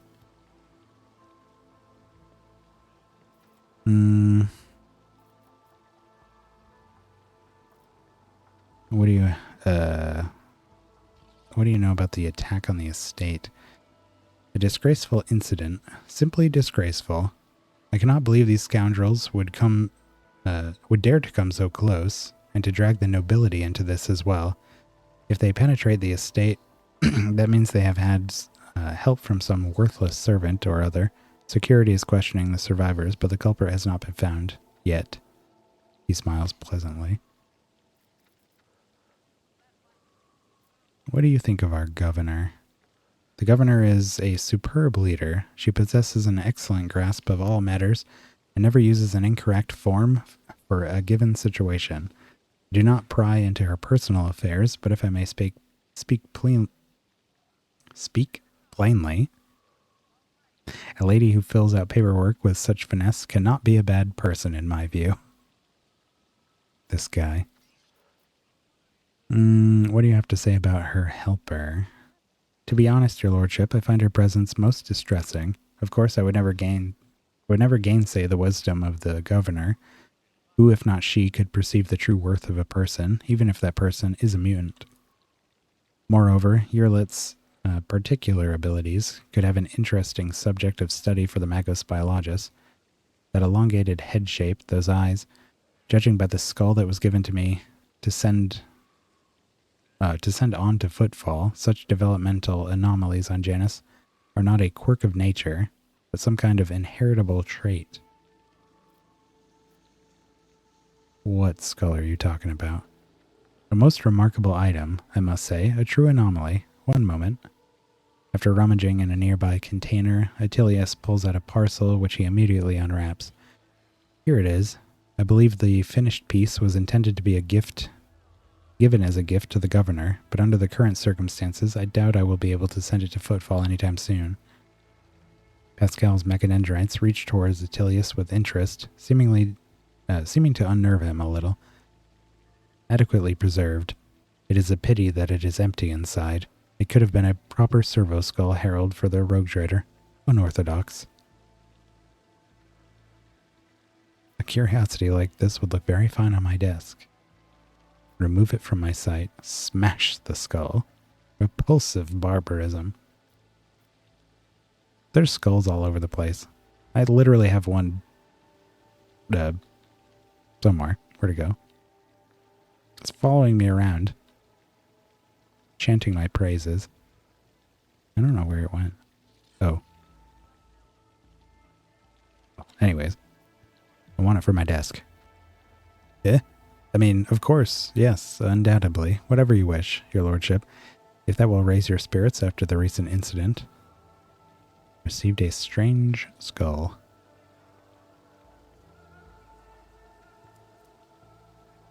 Okay. I guess I'll ask this just for the heck of it. What record of our conversation? Your lordship, I painstakingly record every conversation with high-ranking personages, and afterwards, I fill out all 7 accompanying forms personally. Atilius rolls up his completed scroll in a practiced gesture, stows it away, and pulls out a new one. Your words and judgments are in good hands. Atilius's mechanical fingers fly over the scroll as he fills out another line. And of course, what great fortune it is to see for the very first time in all my years of service an emissary of the Navis Nobilite here on Janus. I humbly welcome the esteemed Cassia Tisifia Evriella. Cassia Tisivia Evriella, Lady Navigator of House Orselio. Everything from her condescending gaze and confident bearing to her calm but commanding voice marks Cassia as the heiress of a great bloodline. Awestruck, the secretary writes down each letter of her name with particular fastidiousness. Yeah, you try saying it. What's his name? The Attilius. Y'all have crazy names. Laudable foresight, a strange hobby. Stop recording immediately. Laudable foresight. He's just very good at his job and very passionate. Respect. I thank you. Moments such as the appearance of a rogue trader must be preserved for prosperity. Okay, bye. I look forward to meeting you again, your lordship.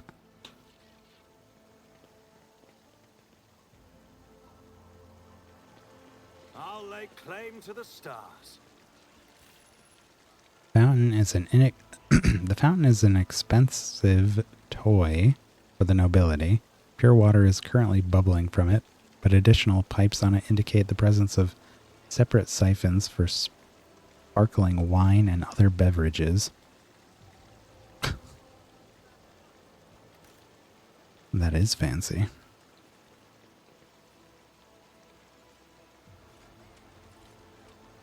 Victory awaits. Servitor.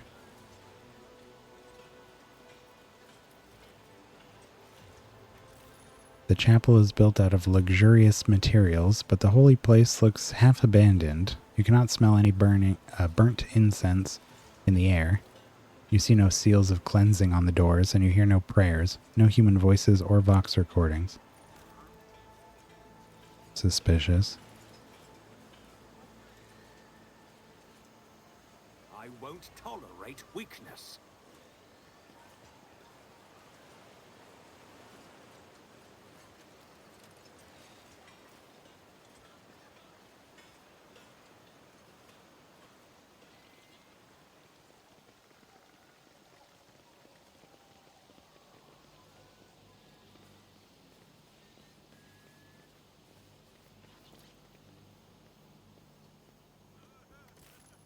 A decorative spire hastily turned into a watchtower is a sure sign of a turbulent situation on the Agra world.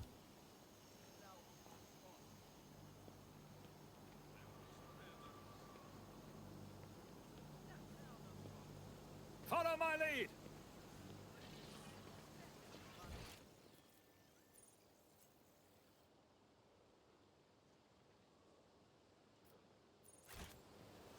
Here we go. What is this? A little beach. O Messiah, grant me the wisdom to perceive.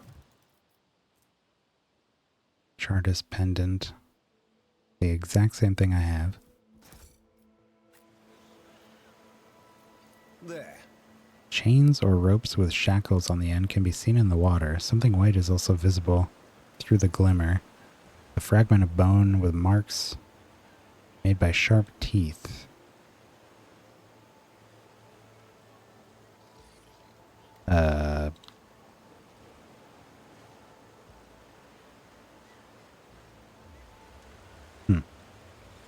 Shackles and bone marked by teeth. New challenge for me. Someone's feeding the fishes.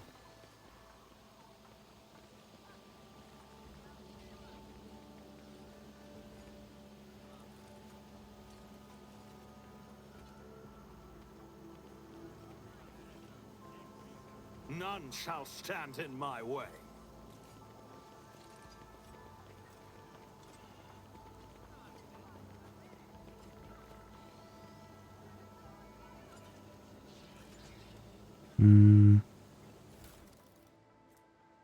Dried berries.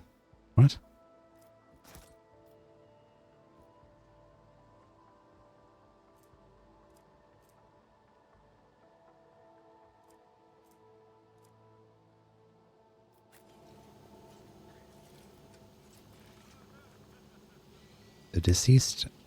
The deceased's arm and face are covered in small boils that ooze cloudy pus even after death. Ew. soaring to the stars.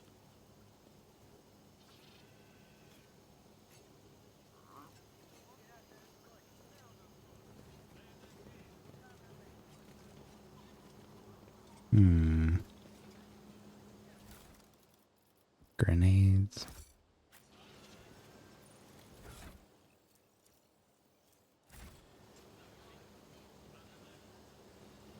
It's about time.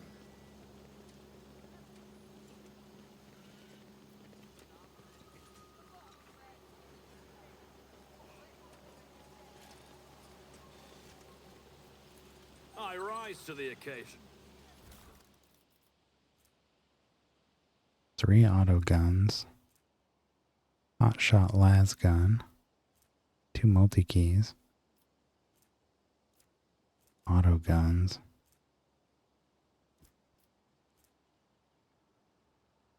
Three to 5, 7 rate of fire.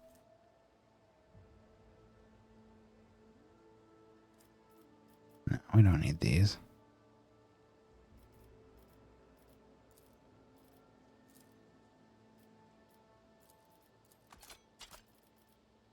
Take the hot shot las gun though.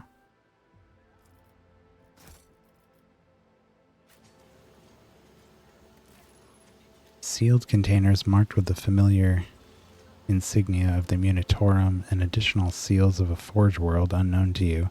The crates contain high-grade weapons, likely made to order. I won't tolerate weakness.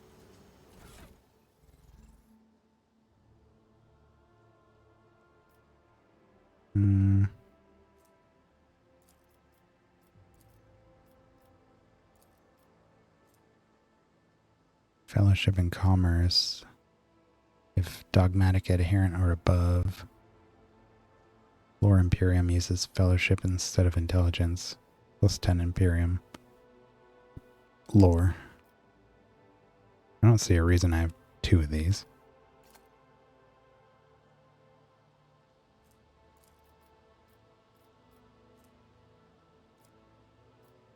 Likes to unequip our servo skull sometimes. Don't know why.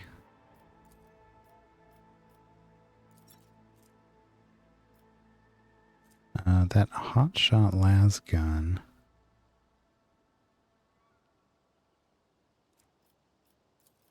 Anybody have a las gun?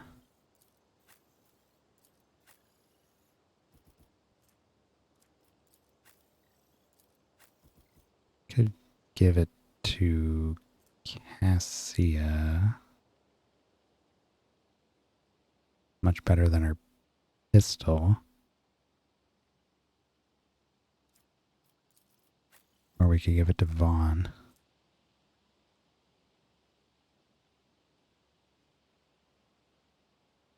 More damage.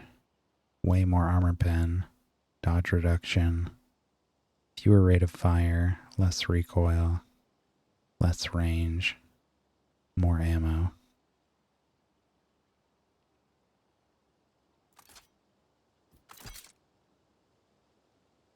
I wouldn't mind having a more accurate ranged weapon.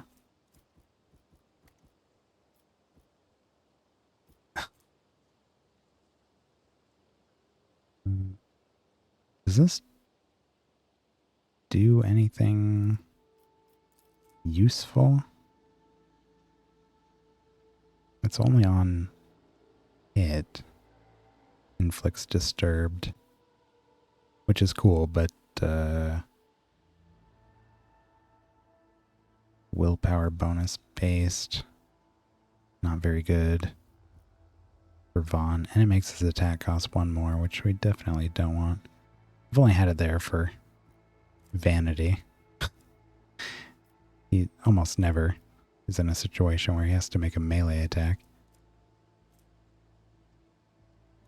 But it would be nice to have something he could actually use. Unfortunately, we don't have many melee weapons for him. Elite chainsword. Not as cool as a power sword, but more useful. 14 to 17 damage. 7 to 12. Yeah. Give him that. That's... Oh, yeah, that's right. Got a chainsword.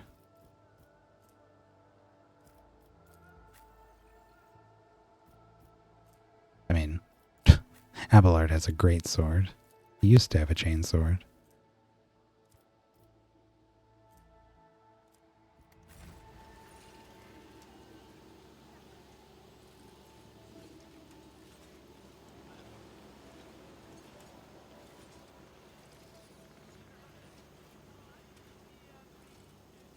A new challenge for me?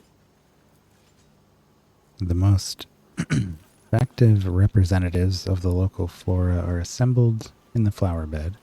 Unfamiliar fruits are ripening on the carefully pruned plants. None shall stand in my way. A hulking man dressed in a uniform, marking him out as an officer of the gubernatorial wardens, is closely monitoring his subordinates as they surround the building. Sensing your approach, he whips around, his face going pale, and he offers a low bow. Your lordship, please do not stray too close to the building. One of the terrorists from today's attack has holed himself up in there. He could be dangerous. What is going on here? Ready to report, your lordship. We conducted a sweep of the area after the attack. All of the assassins are arrested or neutralized except for one. The officer scowls darkly. He sealed himself inside. He already injured 2 wardens who tried to reach him, but there's no need to worry. We'll poison him and clear out the last dregs of dirt from the estate. I have only one question, officer. Why have you not already done it? The rogue trader is here, and the longer you delay, the more you put his life needlessly at risk. The officer flinches slightly at Abelard's snarl.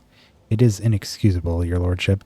The barrels of poison were only just delivered, but we're ready to begin now.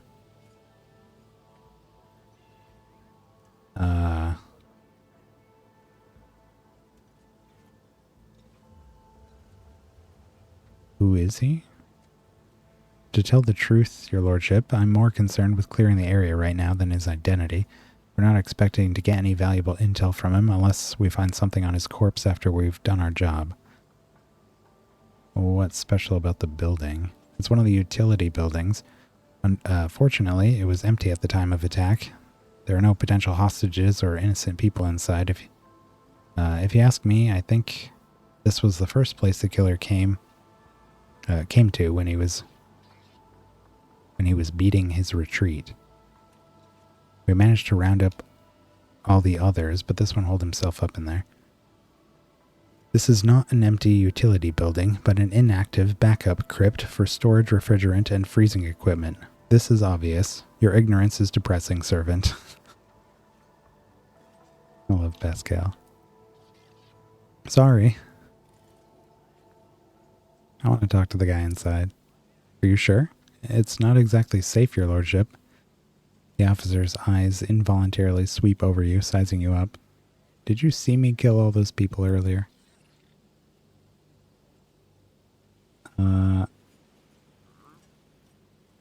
I'm really just trying to get as much info as I can around this place, so if he's got anything I want to know, then he can die. I want to solve this problem without too much blood or fuss. The officer takes a breath. As you wish, your lordship. At the officer's signal, the other wardens take a deferential step back, clearing your path to the door.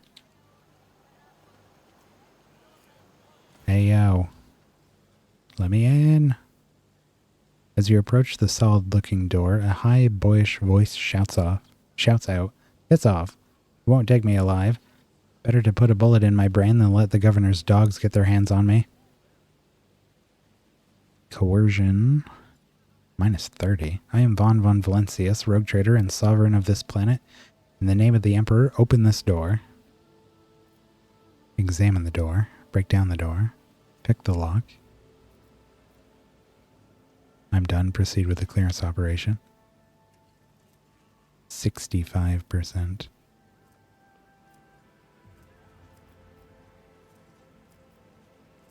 Let's have a look at what we're working with here. The door looks solid and formidable, but you notice dark marks on the hinges, a sure sign that the material is degraded. The lock doesn't look new either. With a suitable tool, it could be easily opened.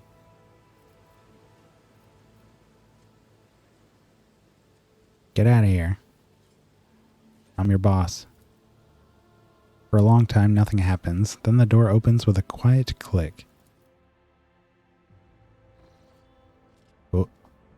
The space is small, the corners filled with inky black shadows, but you can still make out the person in the room. He's desperately gripping a discharged las gun in his hands. The rebel looks at you in amazement. It really is you. The young man, practically a boy, falls to his knees and stretches out his bloodied hands towards you. His clothes are burned on one side and grimy with baked-in blood. Your lordship, have mercy. You are the sovereign of this planet. Only you have the power to save us. Youth is a time of recklessness. I heard that said more than once in the Scala Progenium and during my novitiate. But youth is also a time of directness. Let us listen to this young man before we judge him. Vaughn is intrigued because so far the two traders that we've met have been very seemingly loyal to us specifically and really want our help. So it seems like this is a problem between the governor and them and not our dynasty and them. So Vaughn is curious. Plus, if what the old servant said is true, then these might actually be the loyalists. So, need to know more about that. Save you from what? From Governor Viat. Everyone here knows what she's doing to us. We've put up with it for a long time, hoping that someone would intervene and save us, but no one ever did. She's turned the whole world into a slaughterhouse.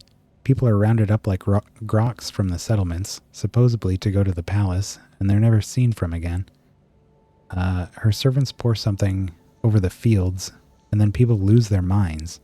They start hearing voices and seeing evil spirits. And while we're dying, she's sitting behind her white walls and feasting on our bones. What? I was taught that peasants have a tendency to exaggerate their suffering due to sloth and weakness of spirit. But this young man, vermilion thorns pierce every centimeter of his body. The gray shackles bind his hands, feet, and neck. There are no lies in his words, only terror and desperation without end. Oh. Well.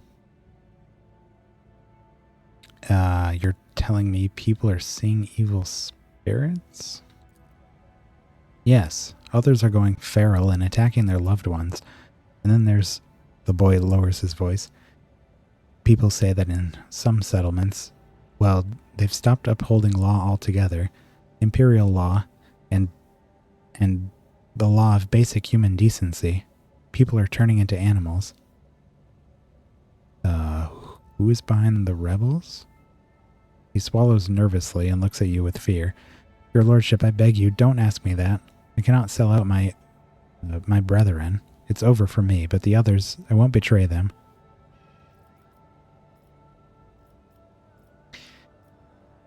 There will be no end to the war on this planet until I get a handle on this situation.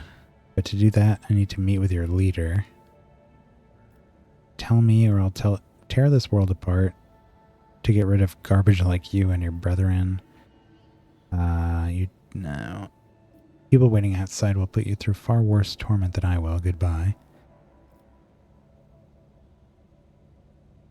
There will be no end to war on this planet. Yeah, let's do that one. The boy hesitates for a few seconds, and then his head drops limply. As long as you keep your word. I've never been in their camp. None of us have. Only the chief saw one person from their base. He came a few times. bringing weapons and orders. He said he represented a greater force than we could imagine, and he said that the governor's dogs will pay for their reprisals in the settlements. But that's not where they're hidden. They keep their distance from ordinary folk. We have it all worked out so that if anyone gets caught, the others aren't caught with them. But I swiped the chief's Vox. I thought after I killed the governor, I could use the message coordinates to find the base and hide out there. The boy retrieves the Vox from his pocket and holds it out for you with a shaking hand. That's everything I know, your lordship.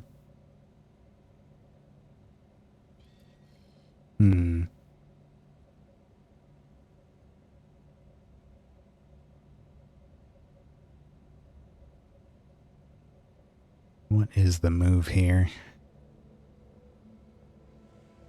Get up and come with me. I give you my word as a rogue trader, you will live. I mean, Cassia said he's telling the truth. Pretty unequivocally, so I trust her judgment.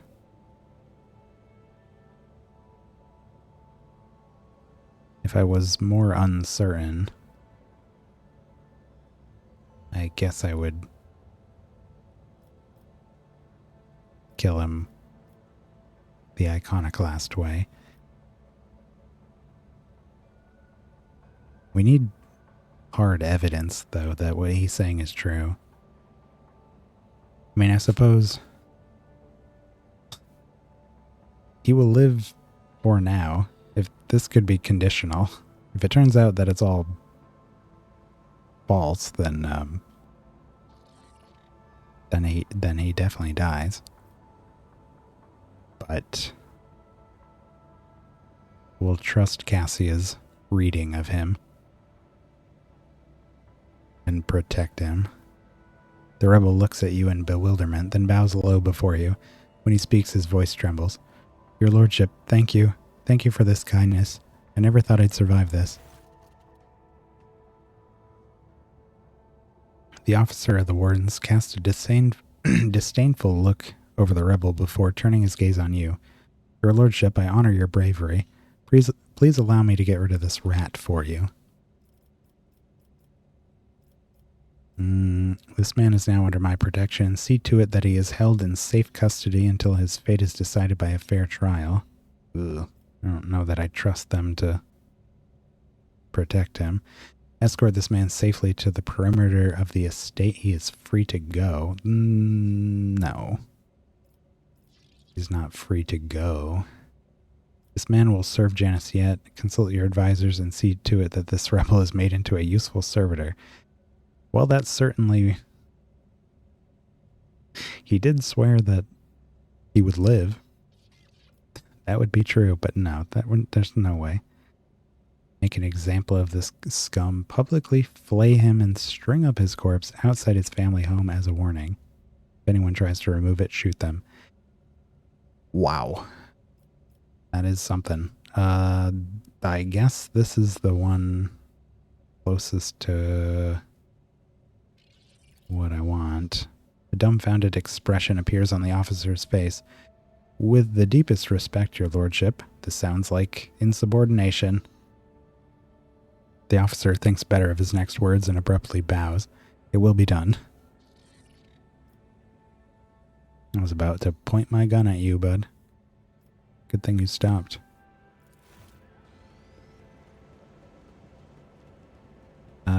Okay. He better not turn up dead or someone will die for it.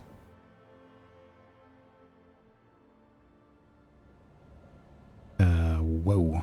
Why are we way up there? Okay, what is in here? They said that this was a data storage shed. Disinfection device. Multi-keys.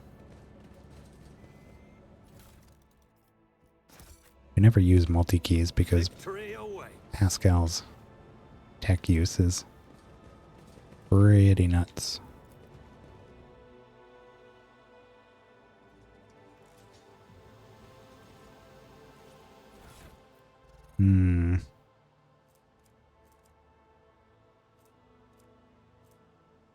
15 carouse.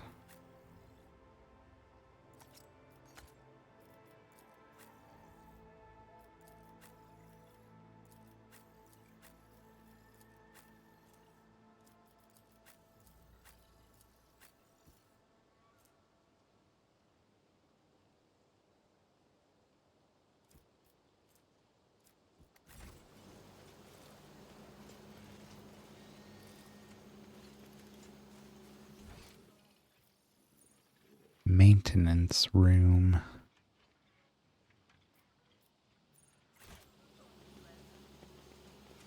There's loot over here. Not.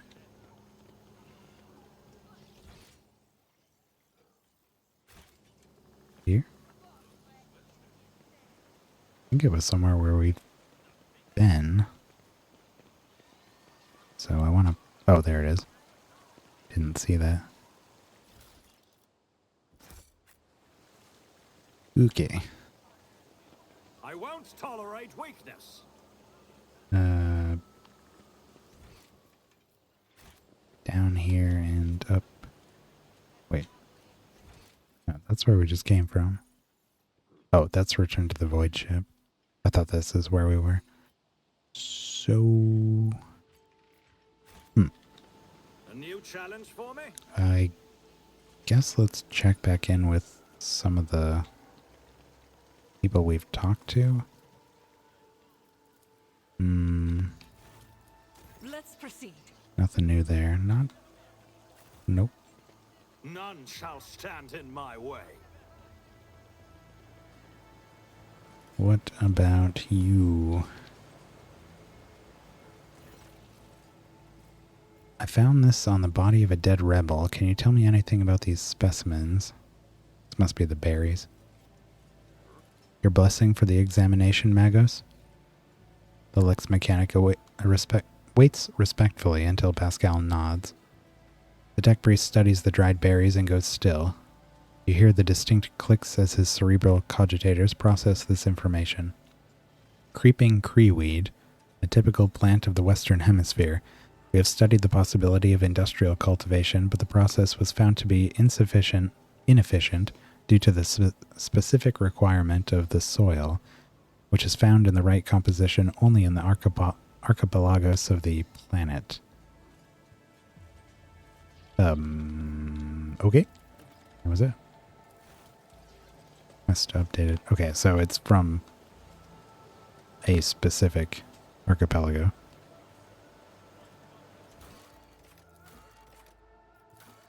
Was that in rumors?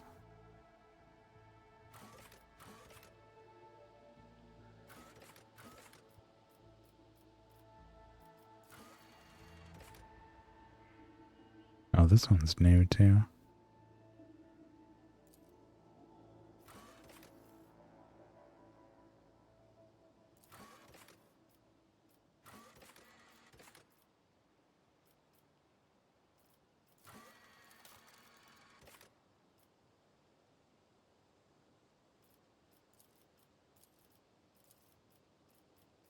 Really don't need all these completed quests. Oh. And there we go. World Shapers.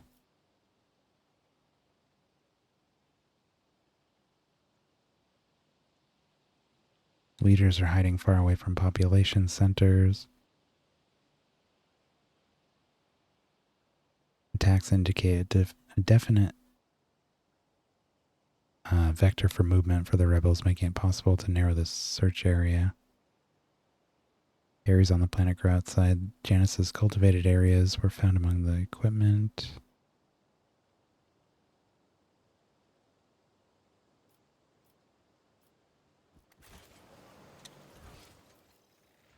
Seems like that was it.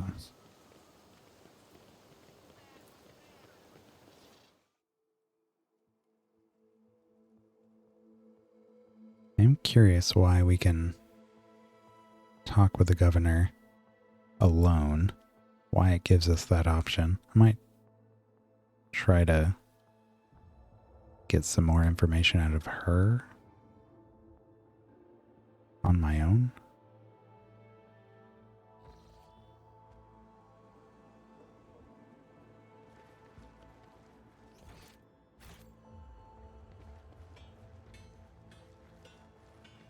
Victory awaits!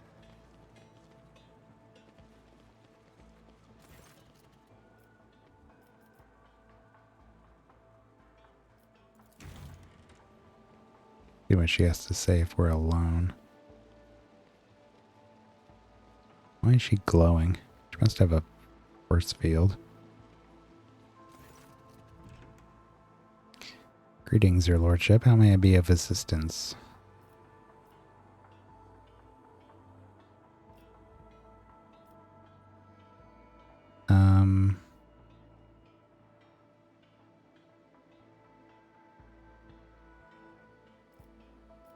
I don't really see... I mean, these are new, but these are all based on stuff that we've found out since then.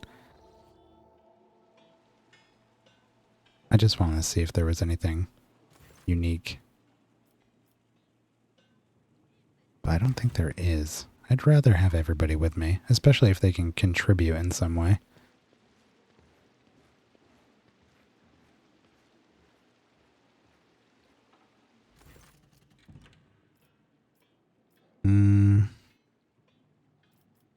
Let's start off with the least inflammatory topics. The tech priests mentioned ancient ruins belonging to the Xenos. I know to what you're referring. Strange structures of an unknown material. For the prevention of any unfortunate accidents, I order the area to be declared out of bounds for all. Some things are better off left under a thick layer of dirt, beyond the grasp of even the enlightened minds of the Adeptus Mechanicus. You neglected to mention the strange changes in the planet's flora and fauna. Magos Vinzelex is a very wise man, but his fixation on evolutionary processes seems a little extreme to me. Janus was heavily cultivated, forests were cleared and mountains raised across half the planet. It's no surprise that we are still noticing the consequences of those changes. Yeah. It's possible that the plant mutations are connected to waste runoff from the harvesting equipment, and the changes in wildlife behavior could be a reaction to the expansion of the cultivated area. Vistenza shakes her head with a laugh. Are you surprised by my knowledge of the topic? A little bit, yeah. Our whole dynasty has dedicated itself to taming Janus, this plentiful yet stubborn planet. Every member of the Viat bloodline is versed in the fundamentals of planetary engineering and its consequences. Okay. Rumors have reached me about oddities among Janus's population. I don't deny it. Some of our experiments exact a higher toll on the population than others. You see, recently one of the noble families of Janus has taken on the difficult task of enhancing the attributes of our workers. So far, it has involved introducing experimental supplements to their food and mental conditioning in monitored settlements. Sometimes procedures are disrupted and part of the population suffers from side effects. The specialists of the Graves family would be better placed to inform you on this topic, but alas, they are currently engaged in the field.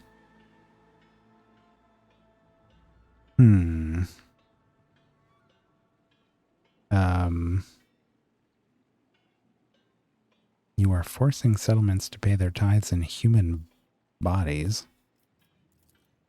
What? Really, von Valentius, you speak as if you actually believe the claims of those wretched peasants. I do not ask anyone to pay the tithes in human bodies. I'm reducing the burden on the settlements, which have suffered as a result of unsuccessful experiments involving enriched food. And I'm gathering the worst affected subjects, those who are no longer capable of work, for further study. Some among my circle would call such concern for the underclass a weakness which may have incited rebellion among the emboldened rabble.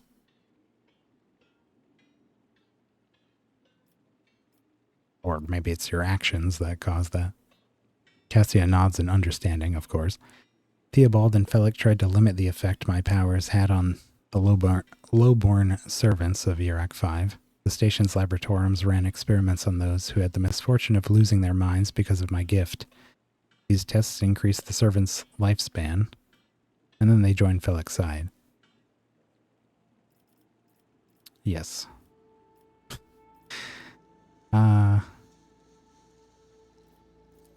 Okay, bye. Follow my lead. Well, at least we've got her side of the story now. We're not allowed to look around her room.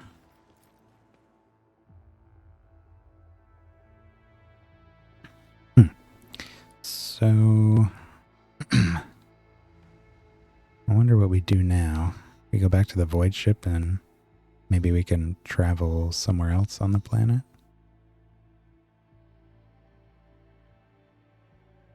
I don't think there was anything else to check. I didn't see any other locations or NPCs. Could check in one last time with these two.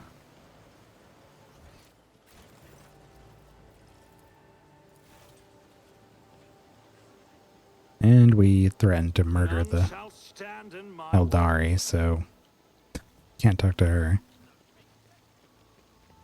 as much as I may want to. Yeah, okay. So I guess we're done here. Maintenance room was the only other place we could go. So let's go to our ship.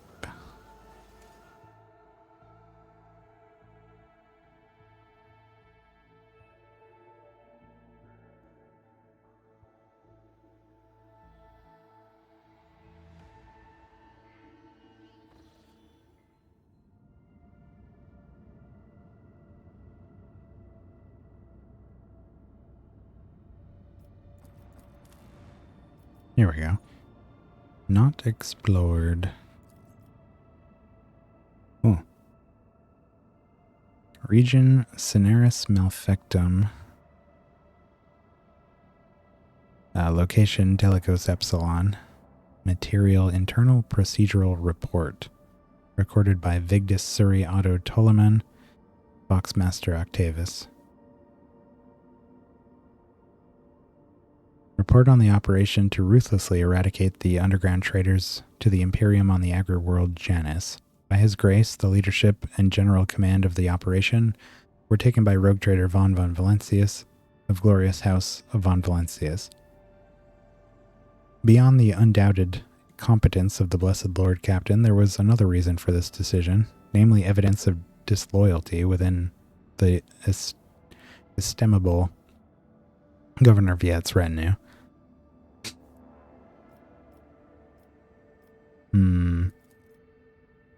Brief summary. Subverse activity by the enemies of humanity was detected on the planet Janus. Their insidious propaganda led to dissipation among the Imperium's subjects, as a result of which the peasants sympathized with the rebellious sentiments. By permitting unrest to take root in her dominion, Governor Vistenza Viat discredited herself. In light of this, the crude methods she used to repress the rebellion were called into question, as was her staff. The might and authority of the noble Lord Captain, however, were able to facilitate an end to the conflict, though this entailed the use of the rogue trader's personal resources. The future well-being of Janus was dependent on the success of each stage of the operation. A single misstep could have undermined the security of this valuable colony and consequently dealt a blow to the prosperity of the Protectorate, the House von Valentius. Okay. So what? That's a little glimpse into what is to come, I guess. The first step in the... because this is written after we've resolved all this, which we have not yet done. The first step in the struggle against the insurrectionists was to drive their cells out of the capital and major cities. The Emperor's The Emperor Blessed Lord Captain considered several suppression strategies before choosing the best option. Thanks to data gathered by a retainer of the esteemed Governor Viat and analyzed by the Lord Captain himself, the rebels' attack plans were exposed, creating opportunity to devise a counter-strategy.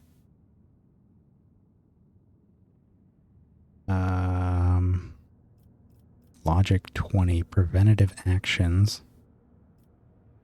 Coercion 30, punitive raids. Persuasion -5, propaganda. Coercion 15, universal surveillance by Master Van Calix's network of agents.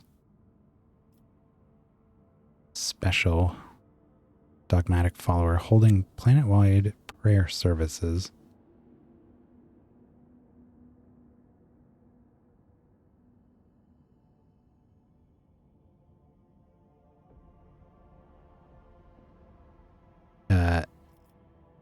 So these are a counter strategy.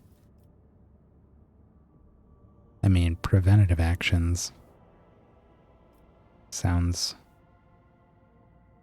brief summary.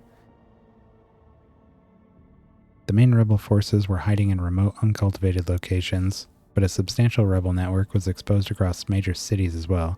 Viet's associates pressed for punitive raids, while the Lord Captain's advisors suggested rolling out a planet-wide propaganda campaign to urge citizens to expose the traitors in their ranks and report them to the authorities. The latter approach, however, would require the use of the Lord Captain's personal funds in a show of his largesse and patronage. The esteemed Heinrich Van Calix proposed to use the use of the spy network at his disposal to implement universal surveillance of the planet's population.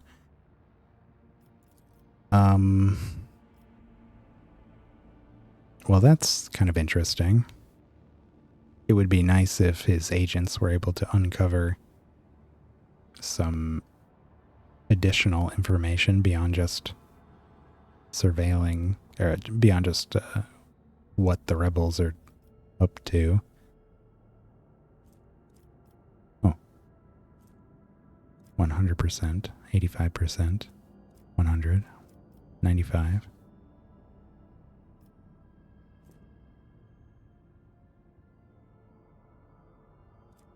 Let's buy. With the support of resources from Governor Viat, the spy network of the esteemed Heinrich Van Calix quickly established surveillance in the planet's major cities. No one escaped the attention of this unblinking eye, and the underground rebels were forced to retreat to more remote locations after the first wave of arrests. Phase 2 of 3, Jungle Operations. The rebels' main forces were scattered throughout the planet's wild jungle areas. The Lord Captain was offered several strategies for dealing with them.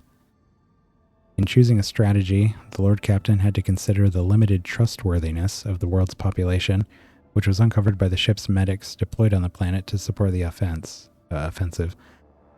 The reports indicated widespread genetic anomalies in the colony's inhabitants, for which there was no logical explanation. The main rebel forces were hiding in the jungles that blanketed Janus. These sparsely populated regions were home to the colony's key agricultural facilities, which the fighters used as cover for their actions, allowing them to carry out incursions. Governor Viat's wardens lacked the training and skills to operate in such conditions. In addition to this, the ship's medics' reports revealed a broad spectrum of genetic anomalies among the governor's wardens and among Janus's peasant population. Active sources of radiation or biological xenothreats were deemed unlikely, but the influence of the ruinous powers on the bodies and souls of the planet's inhabitants could not be discounted. Given this information, it would have been unwise and dangerous to place any trust in the locals. The Lord Captain's personal enforcer guard was better trained and capable of landing in the jungle on border shuttles, although deploying in combat operations posed the risk of losses to the ship's crew. The esteemed Abelard were Sarian proposed using the rebels' own weapons against them. Their strength lay in their covert guerrilla tactics of their attacks. The esteemed Abelard expressed his conviction that he could teach the basics of these tactics to the soldiers of the planetary garrison, eliminating the rebels' advantage. Raids by the planetary garrison, a 50% chance. Tech use, deployment of the Lord Captain's personal guard, 60%. Guerrilla tactics, 95. Large-scale attack by militia troops inspired by Sister Argenta. No, I mean the guerrilla attacks sound fine for jungle warfare.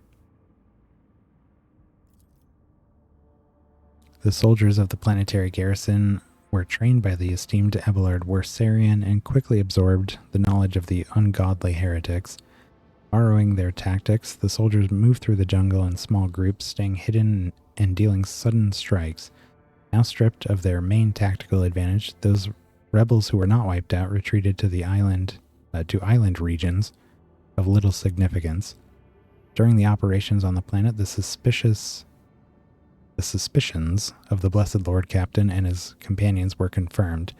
The rebels were being manipulated by even more terrible enemies of humanity, creatures identified as filthy Xenos, Eldari to be precise, were seen fighting alongside the peasants. Estenza Viet's so-called aide, who had claimed to be a mutant,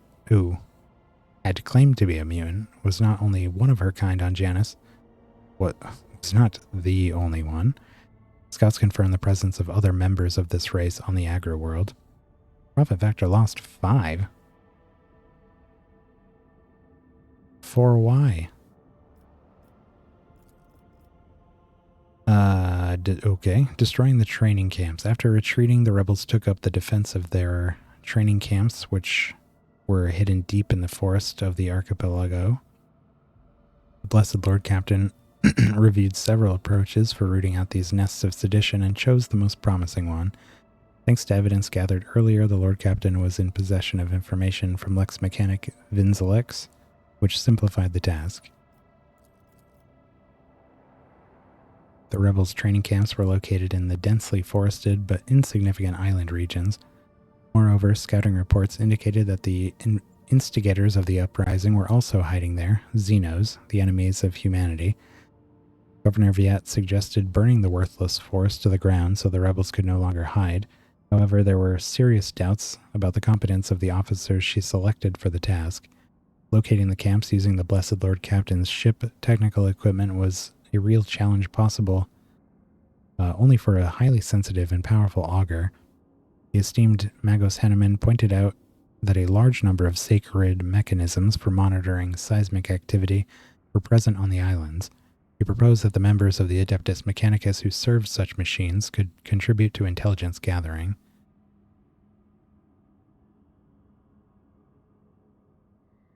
Ship's auger sweep.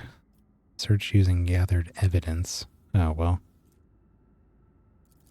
Yeah, I mean, we know where they are, right? The berries found by the Lord Captain among the rebels' belongings only grow in certain regions of the planet where the soil has a unique mineral composition. After sending scouts out to that area, the Lord Captain quickly discovered the rebels' hideout. Sensing that the end was near, the rebels gathered in their camps and prepared to take a final stand. Conclusion. As a result of the actions of the forces loyal to the Imperium, the rebels were driven into isolated regions where their camps were then discovered and blockaded. The operation to combat the Xeno-incited traitors to humanity was a success. The wisdom and will of our illustrious Lord Captain made possible the ultimate eradication of that ungodly movement, and that process was personally overseen by the rogue trader, the sovereign of Janus, an agent of his will.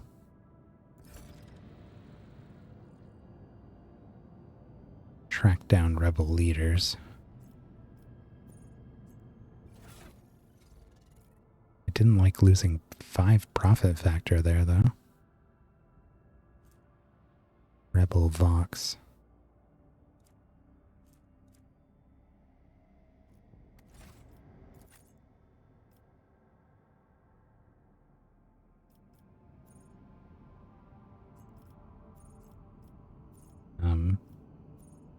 Why does this have a thing over it?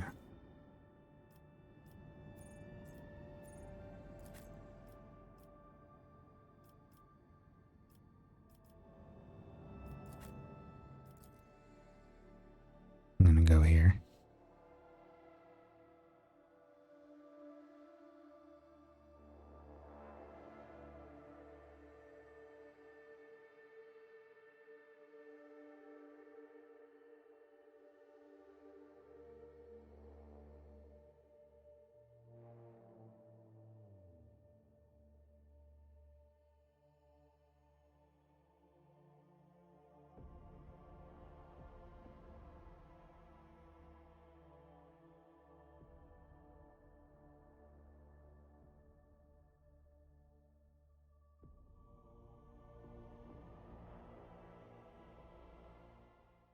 Sounds like we're gonna get to fight some Eldar. That should be interesting. Really only fought humans and a few demons. Ooh. We leveled up.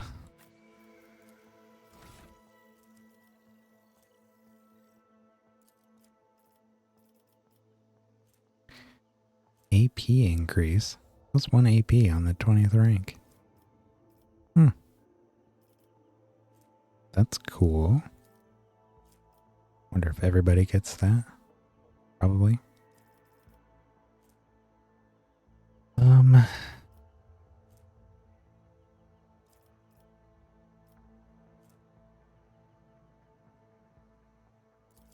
Fellowship. Boom. Yep.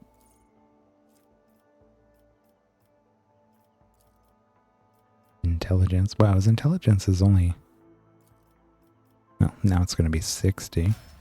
It's really not stupid high. It's good, but it's not huge. Though his tech use now is 95. That's pretty good.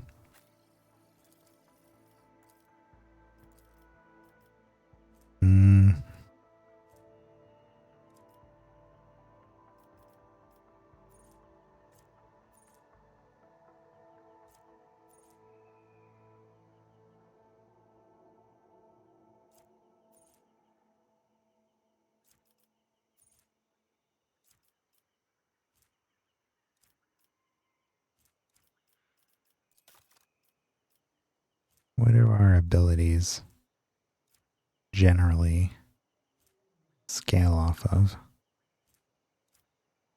Don't actually see any here.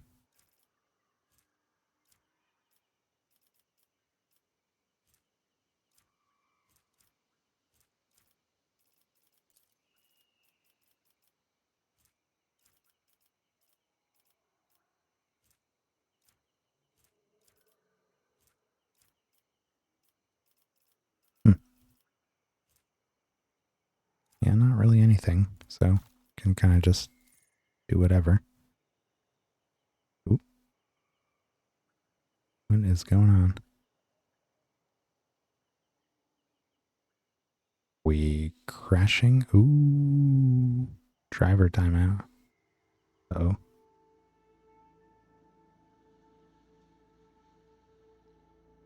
Toughness and weapon skill. Yeah, that's what I was thinking. Weapon skill would probably be good. I think my game crashed. Uh-oh. Well. Huh. That hasn't crashed in a while. Let's start that back up. Luckily, that should have saved right after we got there, so don't think we lost much.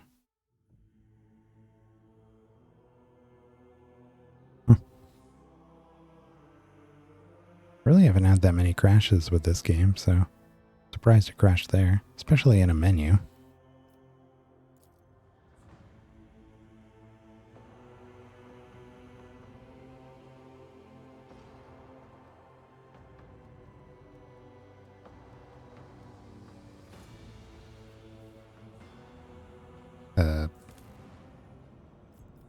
Oh no. Wait. okay, okay. Saved right before we went there.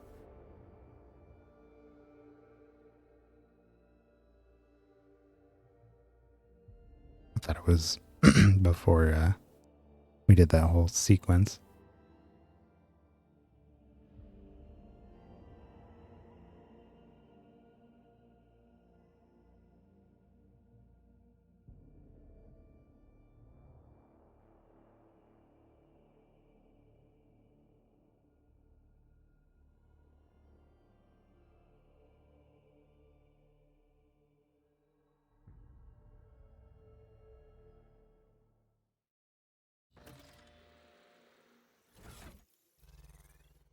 Right into it.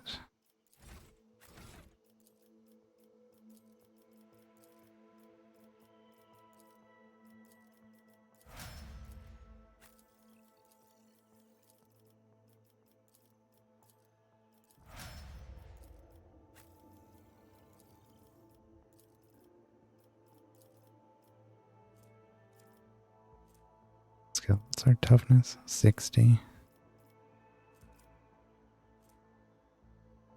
Weapon skill is parry chance. Reduces enemy dodge and parry chance.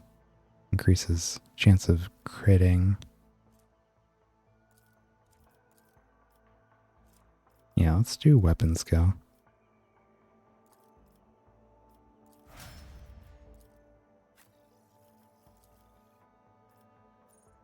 Argenta.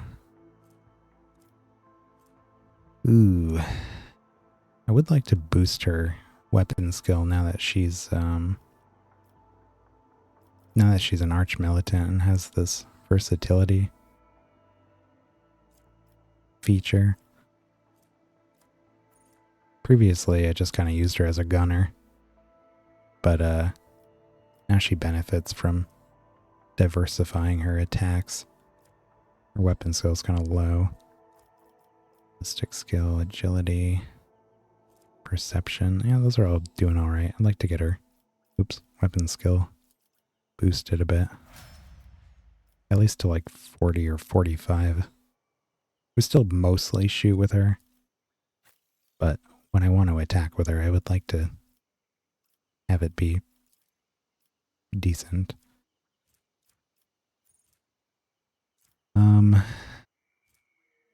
Perception and willpower.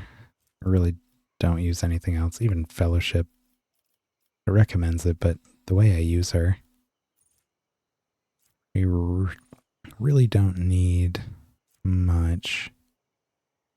It does affect how much how many tactical advantage stacks she begins with, but she racks those up so fast. I just want to boost. Let's get her perception up to 70 so it's on par with her willpower.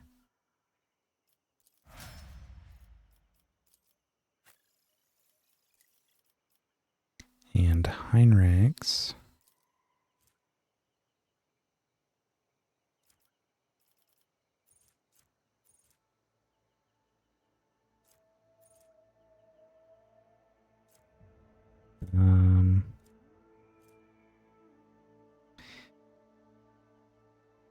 Willpower and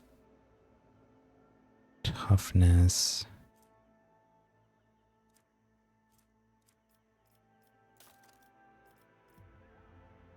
What affects, or what does this scale off of? Oh, that's a melee attack, but stuff like this. Oh, it's just psi rating. Power level and psi rating.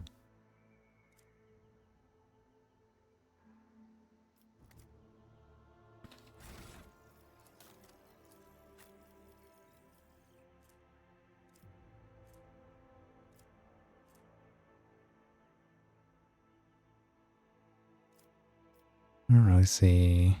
Yeah, psi rating again. May the Emperor bless you as well.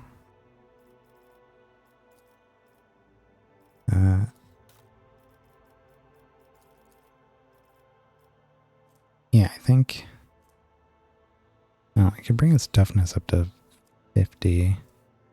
Although, no, let's do willpower. Kind of his main thing.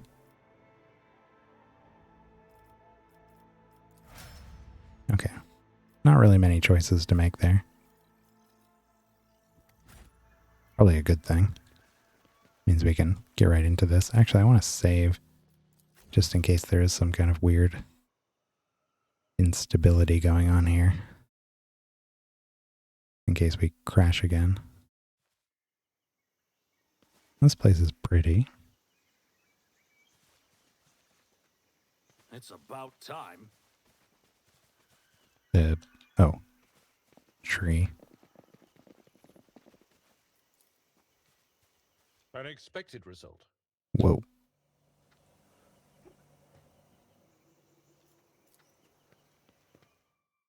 Hold on now. Is there anything else around I here? won't tolerate weakness. Hmm.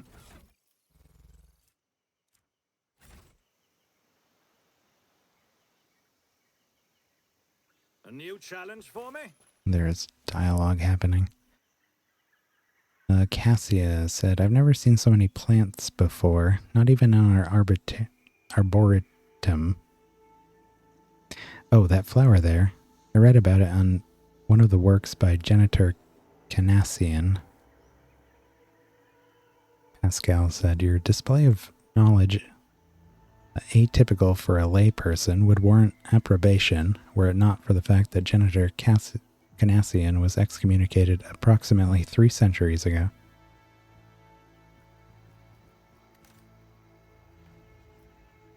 Go down. I don't know what's over here, though. Looks like an ambush. Big open area. Oh, that. Oh, okay, they're just hanging out. They don't seem very alert for being hunted None shall stand in my back way. into their bases. What is going on here?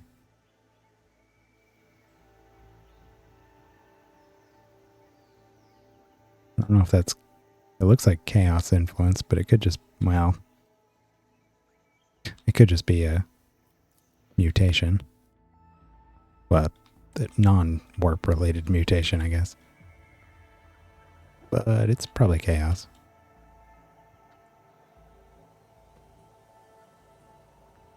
Can get a jump on him from the high ground here. Take a knee and bow before me. Show them no mercy.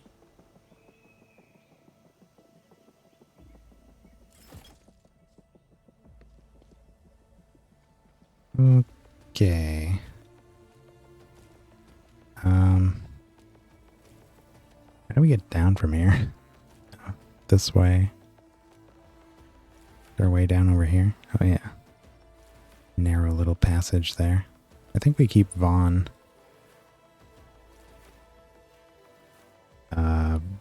Vaughn, Cassia, and Heinrichs up here, maybe? I don't know if they can shoot us from this far down. Probably not, right? What is this? Strange... What? Strange vitality. Oh. Wonder why we all have that right now. It's from Heinrichs.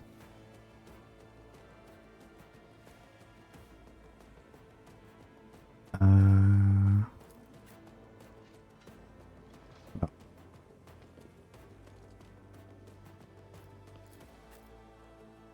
Put Argenta in cover.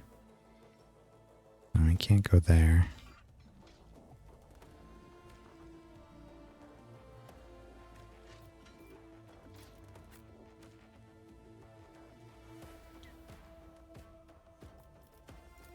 Let's go down this way with Abelard.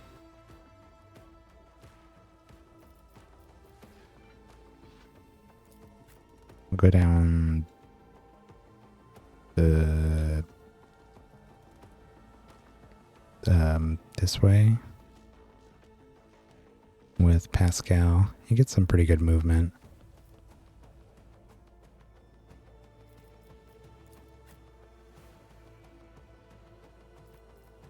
Something like this.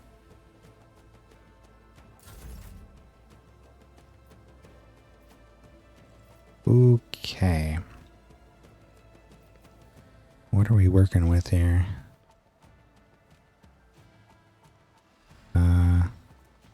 Multi-Melta combat servitor. Good night. Have a good one.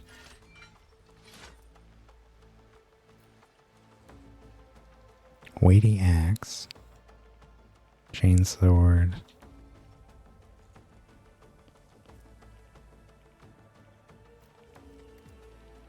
Lasgun. Oop. Nothing too crazy. Do they have a leader? Rebel. Diversionist rebel. It's way over there.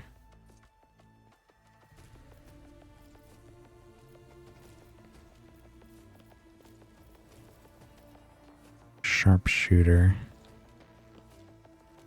We're gonna be exposed to them. How do we deal with that guy? Can he get down from there? Probably with the ladder. I don't know if we can... I guess we'll find out. Actually, I might do this now.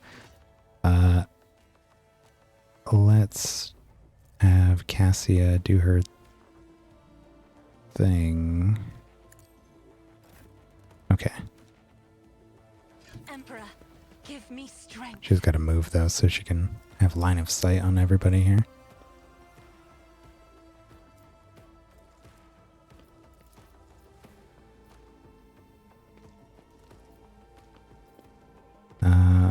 Actually, let's check our lidless gaze. It's kind of tricky to use when she's... You would think being up high, having such good line of sight, it'd be easy to hit so much stuff, but for whatever reason it does this. Only able to hit in like a single line. Okay, so we're probably not going to use that. So let's toss out a point of curiosity wherever we can hit the most dudes. I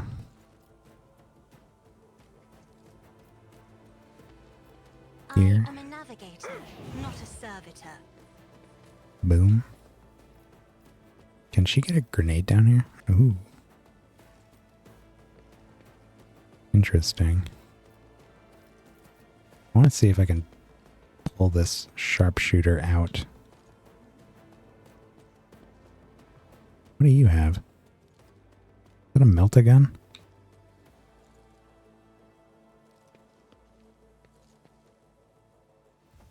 Heavily armed rebel.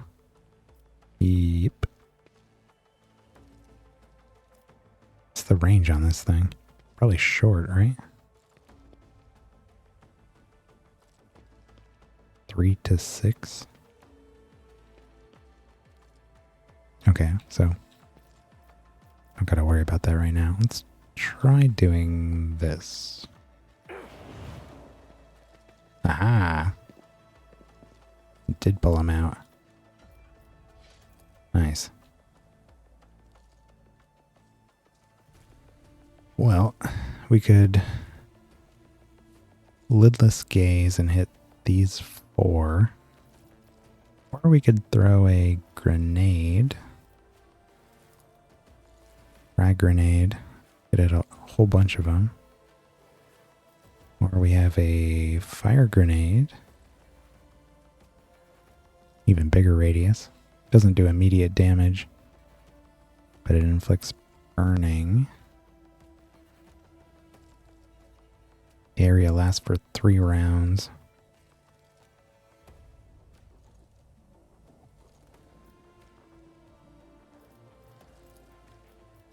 gonna go with a grenade. If I may. Nice. Killed all but one.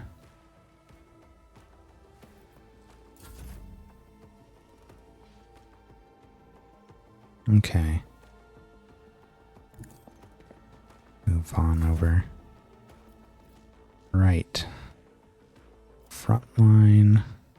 Don't really have good vision here for this. We could do rear here. Suits my purposes. Not much cover, so I don't think. Well, backline wouldn't be bad either. All too easy. Put that there. And then I can't see that. Might just wait for that one.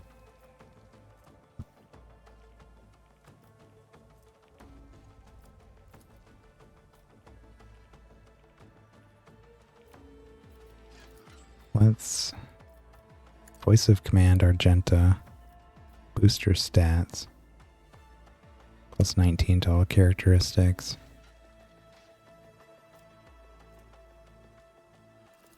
And she'll get a big boost of momentum here and a free turn. Should be able to fill our gauge. Actually, if we just use this. But we don't need to right now. Really, I just want to take some single target shots, maybe. Unless there's a bunch of enemies somewhere. Not really. Gonna possibly two people here. No, let's just do some single shooting. We can do devastating attack. I refuse. Maybe try. Don't get sassy with me, Argenta. Yeah, let's just Faith without blast deeds this is guy. worthless. Eradicated. Dead man.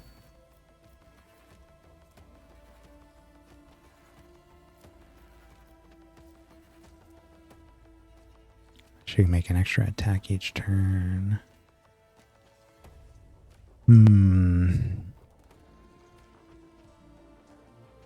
Yeah. I think that's going to be the most useful one right now. Everybody's kind of split up. Need to be making some long distance single target shots here. Ripper. This guy's got a gun. Let's kill him. Doubt is for the weak. Revel in Slaughter to boost her stats. Ballistic skill, crit damage, crit chance. What is that? Every time she kills 3 enemies, she can do that. We could run and gun. Drops her ballistic skill by 10. So basically she's just losing the bonus that she just gained. But we get to make an extra shot. That is not the Emperor's will. Just a little off. If she moved here, is it lined up? Unacceptable. Oh yeah. This is why I was chosen. No overpen though. And she's out of movement and out of cover, unfortunately. But we can do that, get a huge boost of momentum. I'm not injured. I'm enraged.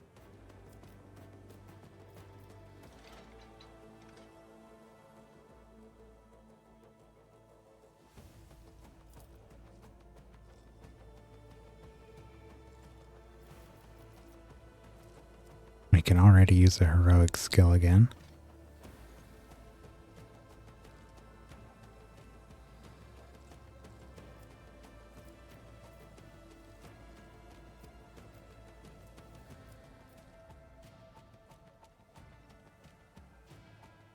We want this guy to die this turn, if possible. 18, 14 to 17 damage.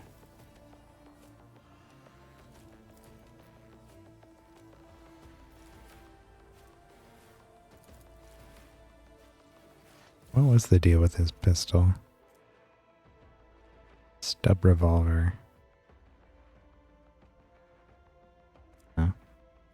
It's just a stub revolver with a higher rate of fire.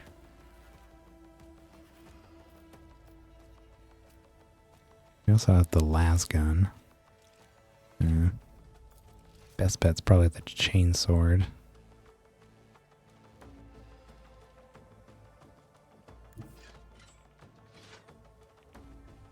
Really want Vaughn standing right where this guy is. Or here. But not really here, because he's going to be very exposed. Although, there's only... 1... 2...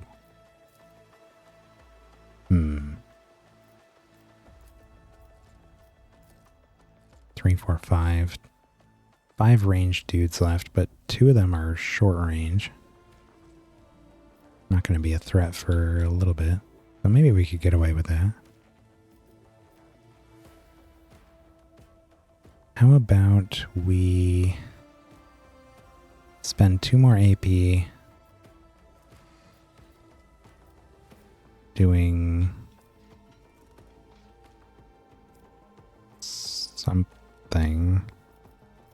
Don't really know what. Take aim. Target ignores cover. And has double effective distance. That would have been nice to use on Argenta last time.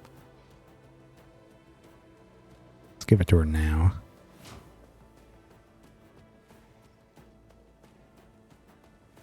And then let's have...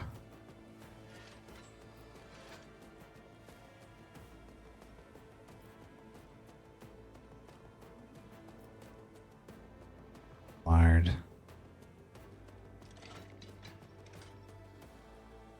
No, let's have Pascal move. He's got a good amount of distance he's got to cover here.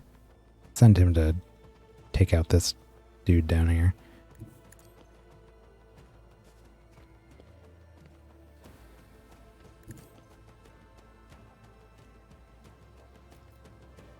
Could get a free shot with him.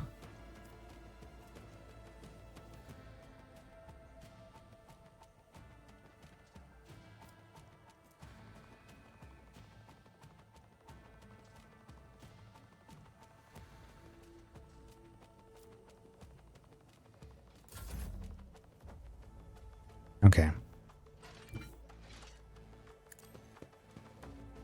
Let's go here. We can pop this down.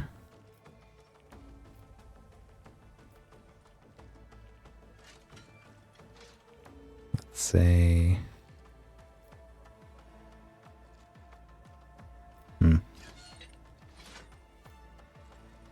Really like it to cover this whole area here, but I also wanted to get these guys. I guess let's do it there and swipe at this dude. Got him. Your biggest mistake.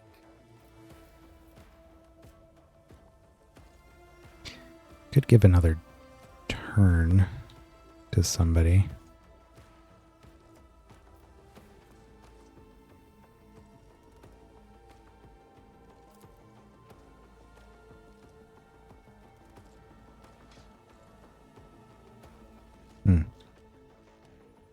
No.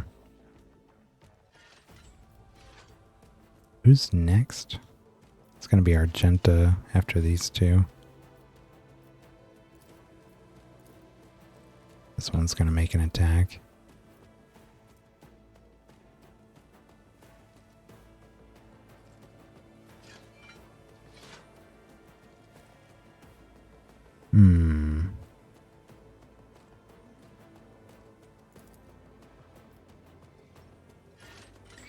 Let me give Cassia another turn.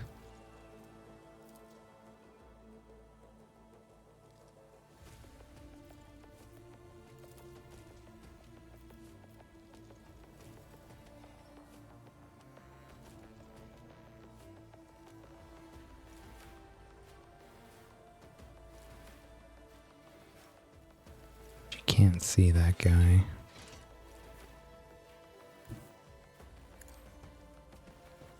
Get her into cover there.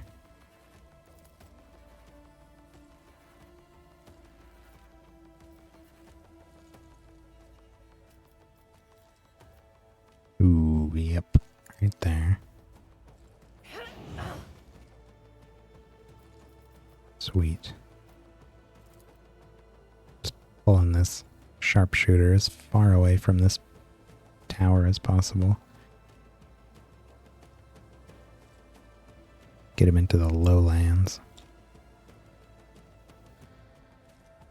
1, 2, 3, 4.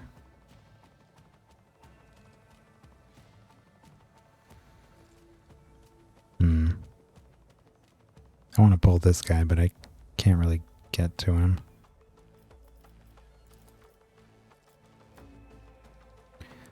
Although...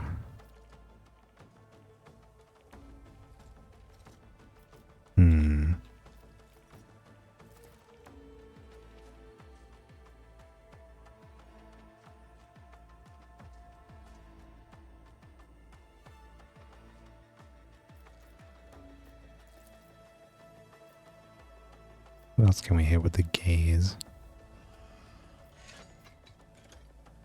Oh, well. Me? That's pretty good. Ouch. Sorry, Vaughn.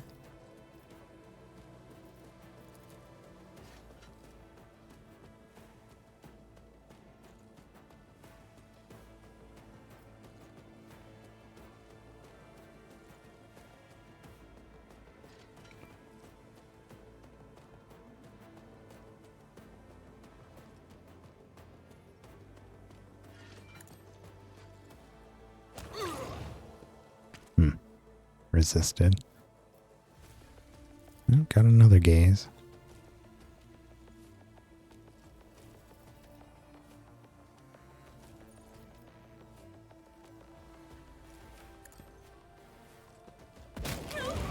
These ruby flashes are choking me.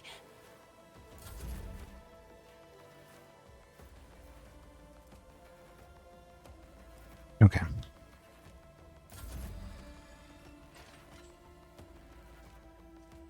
Argenta. She's got the ignores cover going.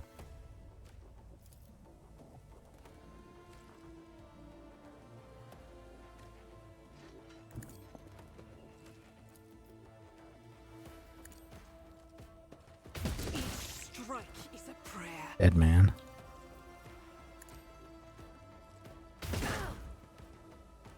And she's getting that free extra attack every turn from that heroic action. Can prime her with a controlled shot. Let's try switching her weapon too. Maybe we'll...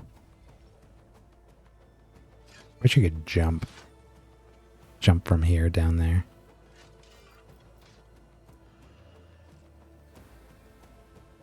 We could do rapid fire too, I guess. Got nothing else to do with this AP. Okay, Abelard. There's one guy for you down here to clean up.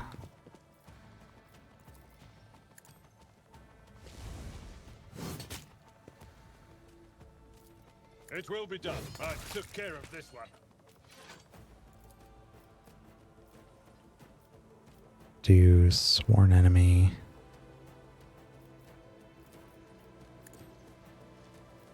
And that guy there. And endure.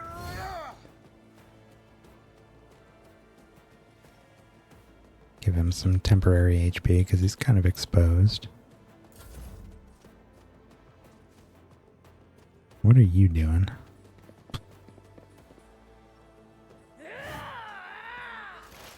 Parried.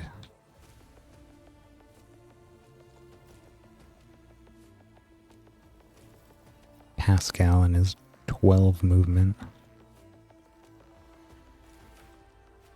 He's gonna go hunt down this diversionist.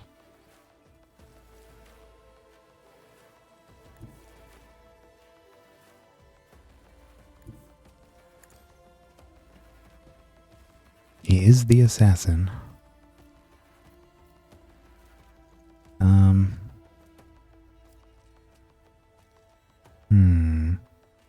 How far does this move? Straight line for up to 2 cells. And then he can use it again.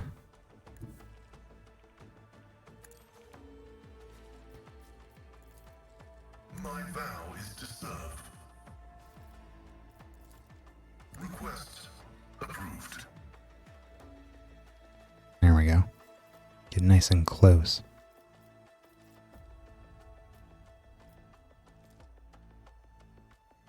Marks an additional opening on an enemy, whichever side is closest. Okay. That's my overcharge.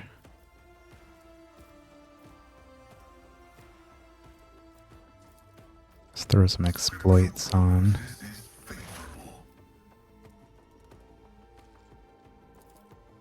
Aim for opening.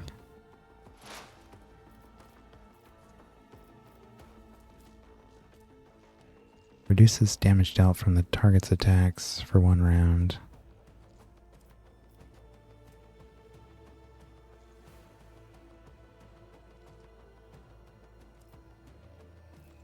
Let's do plasma overcharge. Combat is an equation. Your life is a negligible variable. And then we can joint analysis for a little extra damage on our allies.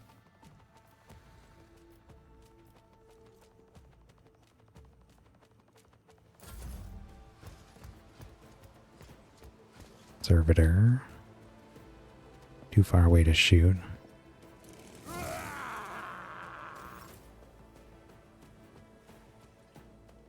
Heinrichs. Kind of forgot that you were here.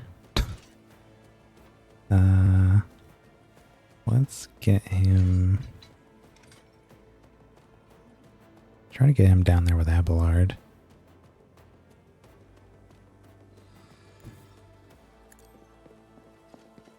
Don't know what he can see from here. No, he can charge. Get a little more distance. I really should have tagged this area with our blitz stratagem. Get some free movement in this area.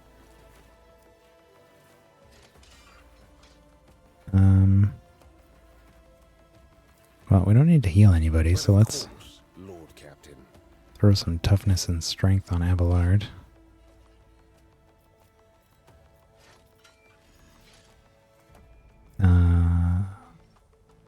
Allies within 3 cell radius gain temporary wounds. Allies affected take less damage. Sure.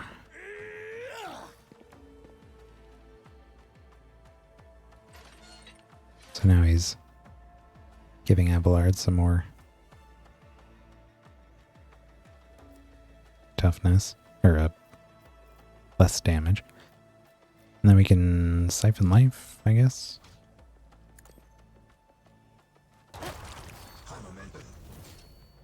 Super dead. Restore all AP and MP. Gain 4 MP until the end of the turn. Doesn't lose movement points after performing attacks.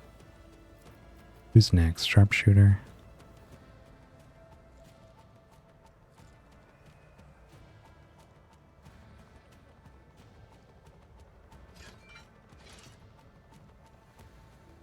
No, I'm gonna save the heroic action. Gonna use it on Cassia.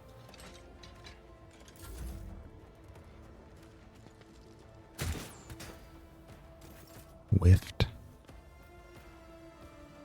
Alright.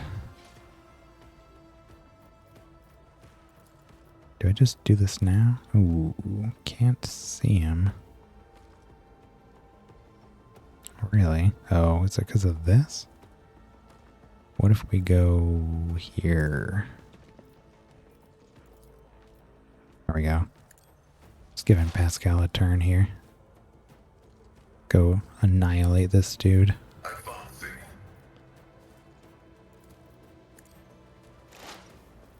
Throw some exploits on. Aim for the opening.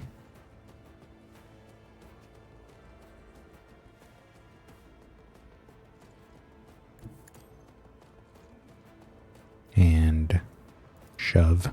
My vow is to serve. Shoved into the afterlife. Request approved.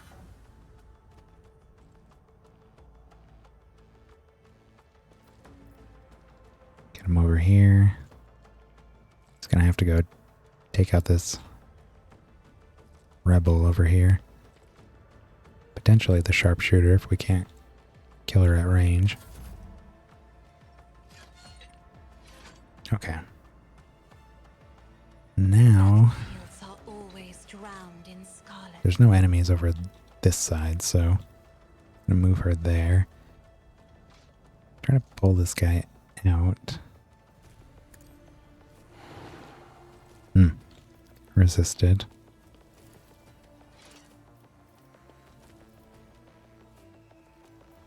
I really want to pull this guy because Abelard will get an attack of opportunity on him. But I don't think I can get him with that and hit somebody else. I have to decide between that and pulling these two instead. I think I'd rather try to drag these out this way. Here we go. Get them further away.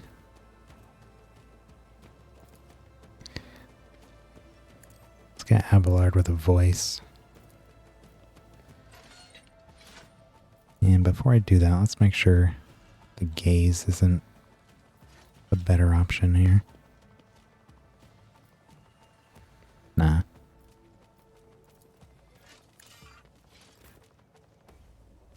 Okay.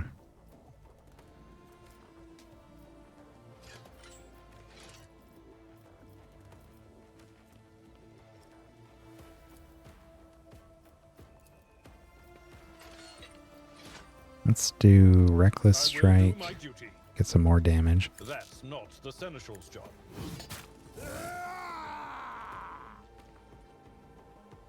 Almost killed him. You can brace for impact, I guess. Probably not necessary. Press the advantage. Our next attack deals 4% more for every stack. I'd rather save that for Inspire.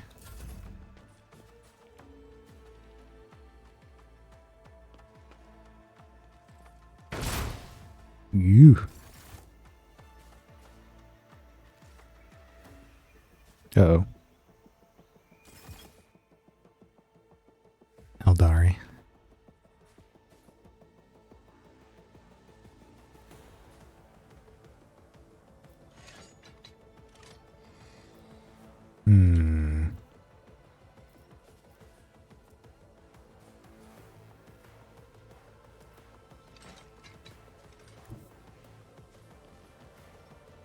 think they're going to be fine over that way.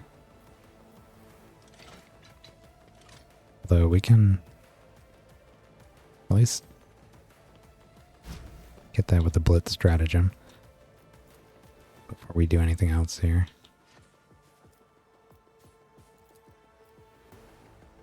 Just out of range for voice of command, which means we're definitely out of range for everything else.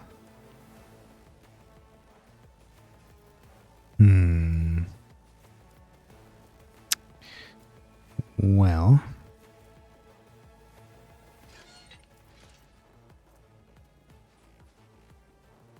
in that case,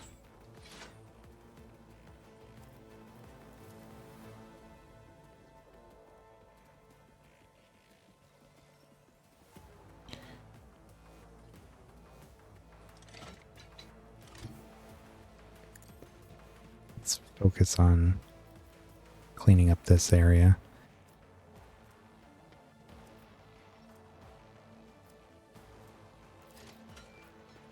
Already done. Give Heinrichs a move.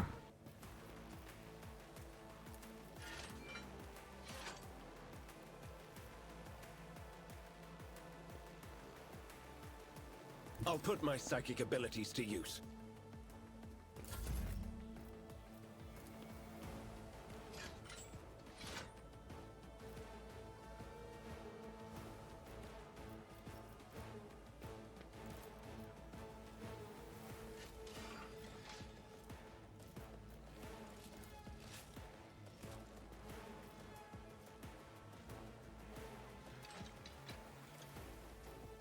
Let's give Argenta a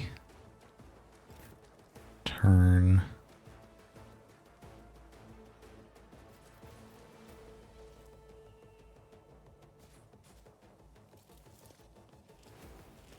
Devastating attack.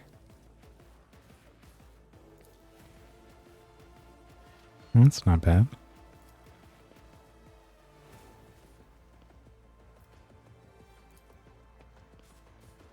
Hopefully we get the overpen there. Oh. Yeah, I guess that... I don't know how that works, but let's see. Okay.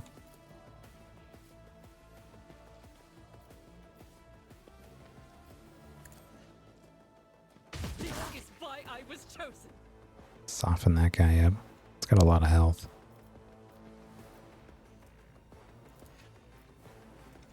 Prep a As the Emperor commands, controlled I act. shot and rapid fire.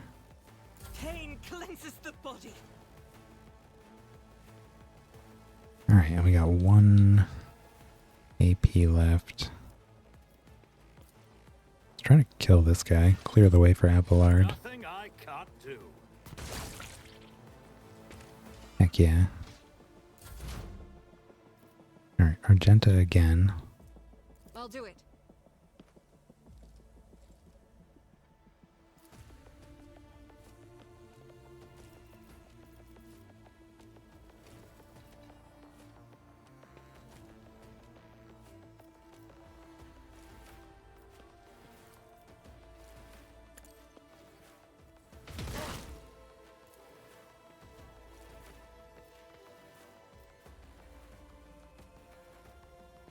As the Emperor commands, I act. I'll return this favor tenfold.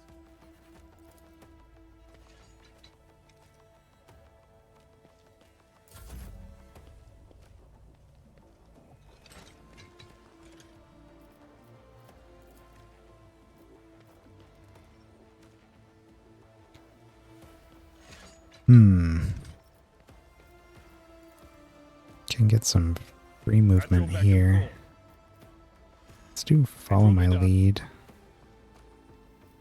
Let Heinrichs follow right after Abelard.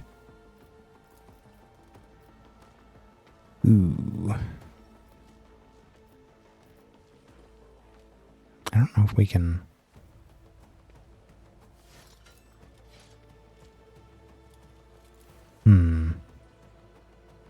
If we charge... Oh. Really don't need to charge. Oh. Although we can actually do some damage. A little bit. Ah, it does work. There we go.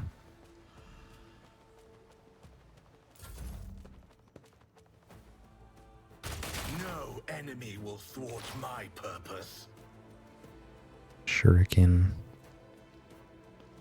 Catapult.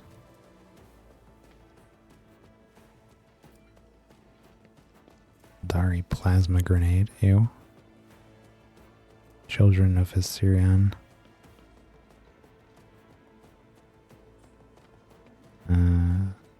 50% dodge chance and +2 initiative.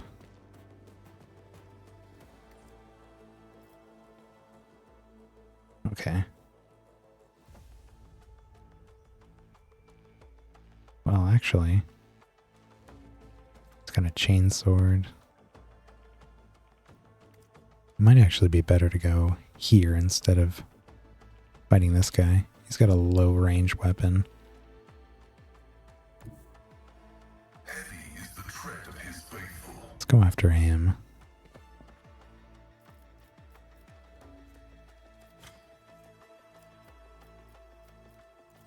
Throw some exploits on.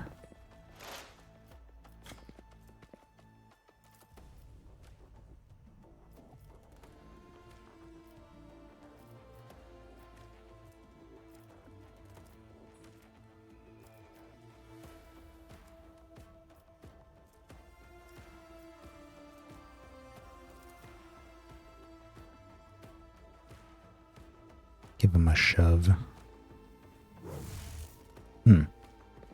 That is some very high dodge.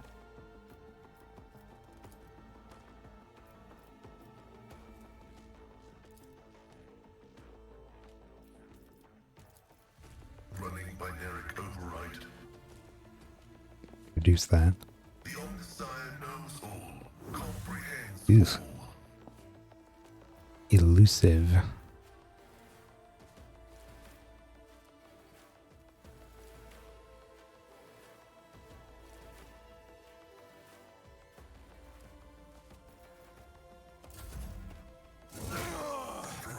Ouch.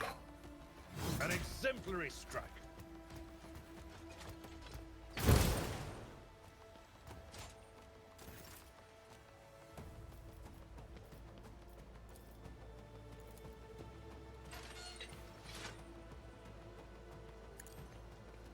Free movement down here.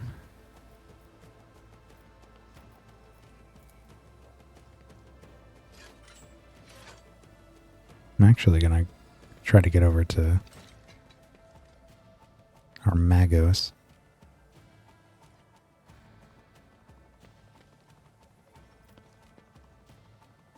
The Emperor is on our side. It's well out of range.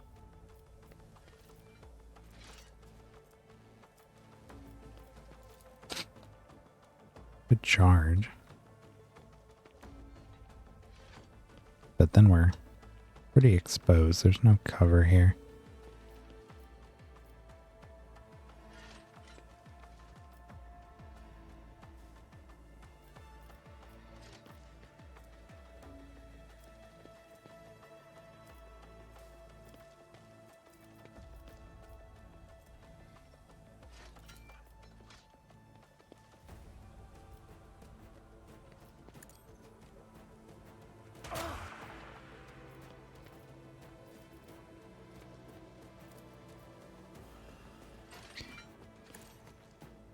Charge over here and switch to our Force Sword. Endure. That way he's got to move to shoot and we get an attack on him. Oof, almost got him.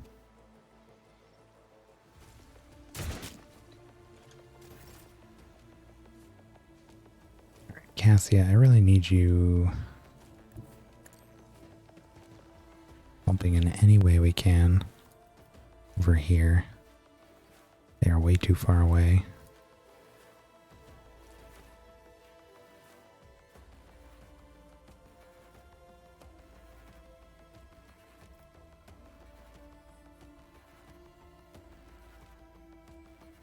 Try pulling somebody. Nothing.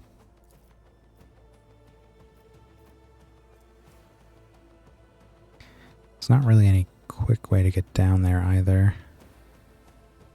All very roundabout.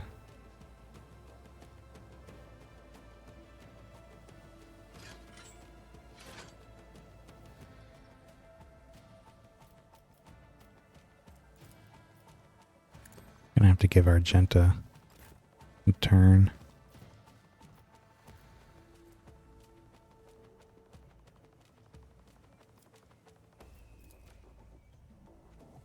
I refuse. 62, 38. This guy's gonna be hard to kill.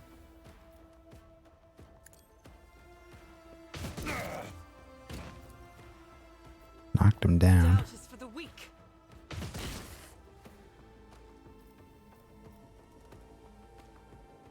She's in a good spot. She can kind of hit anything I need up here.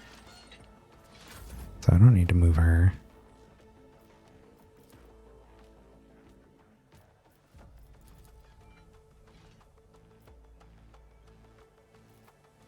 I think what I'm gonna try to do... Ooh, she got a bunch of movement. Trying to get her over to the Magos. Get these Eldari in range. Can try to pull this dude again, I guess. This is a job for the serfs. Man. He is very resistant.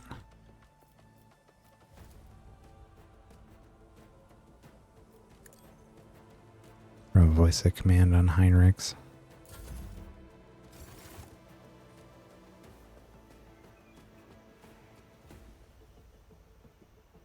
What is going on here?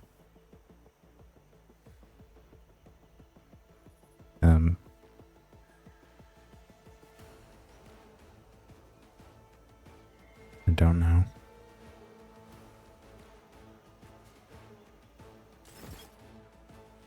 Okay. Don't know what that was.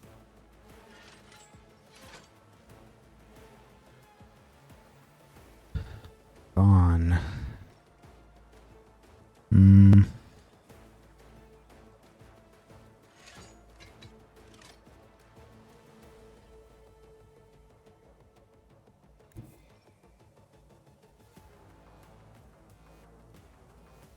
Well, Pascal's definitely out of Vaughn's range. Probably keep him right up here. Keep giving Argenta extra attacks. Could move our front line here.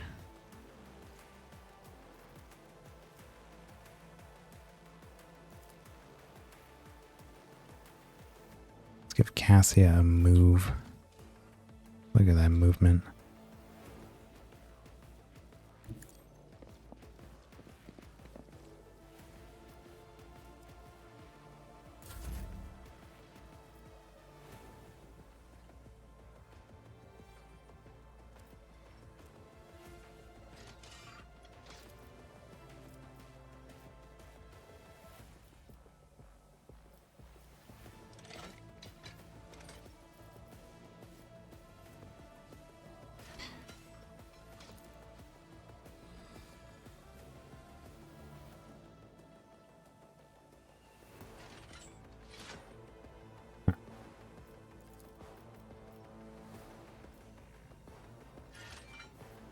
Set command.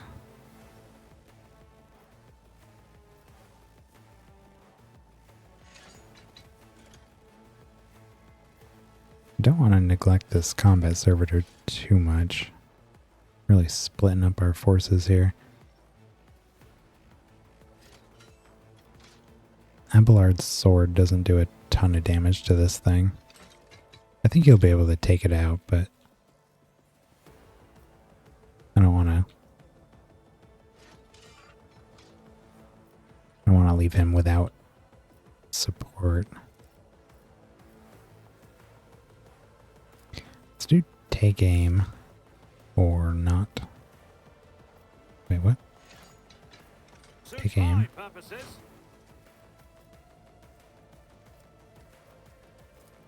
Give Argenta her extra shots. As the Emperor commands, I act. I will not. 95. Faith without deeds is worthless. Isha, heal my wounds. There we go. At least soften him up so that if Pascal can manage to hit him, we'll kill him.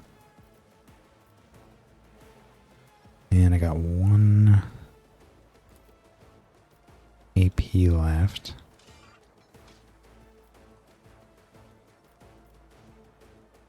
$32.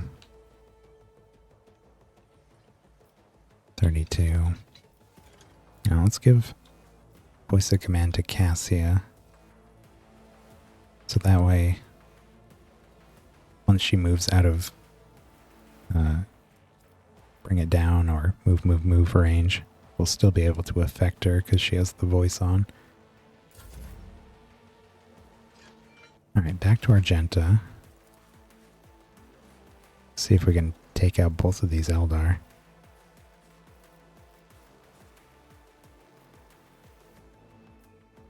$38. Alright. Let's finish this guy off. Get them out of here. As the Emperor commands, I act. Boom.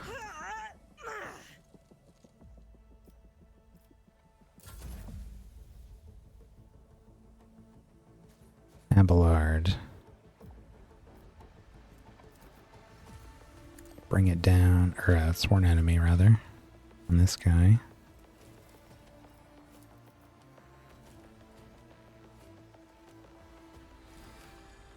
Let's move here and then charge.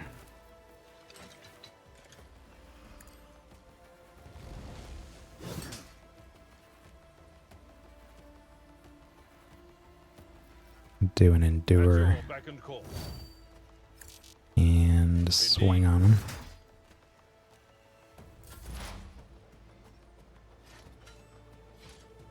Okay, Pascal.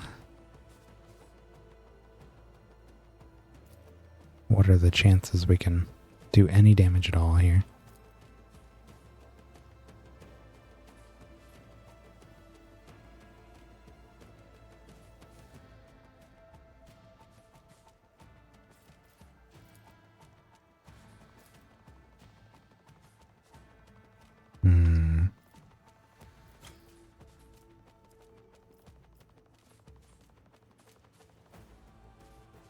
Really need more momentum.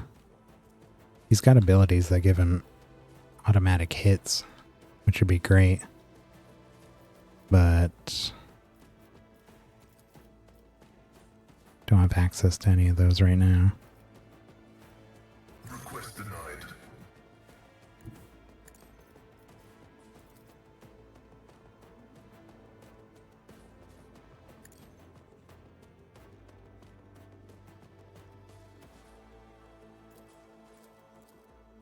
$16.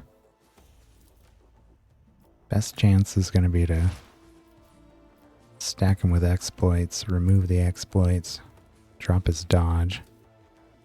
53%. Can we get anything else?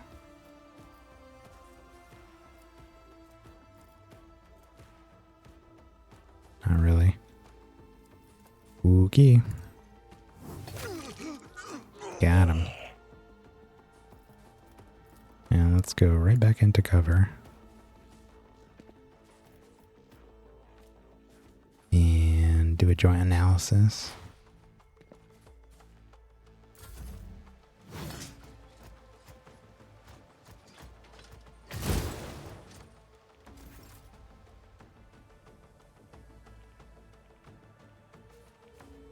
Alright, this guy.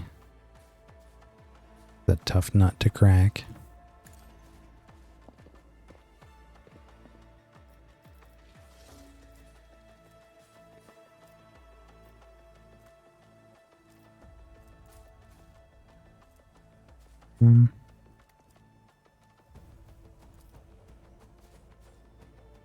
Yeah, I'm just gonna whack him with this.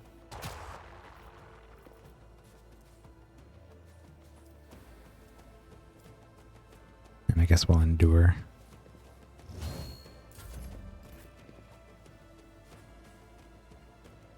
Okay, Cassia. This should be pretty easy. See if he resists this. He did not.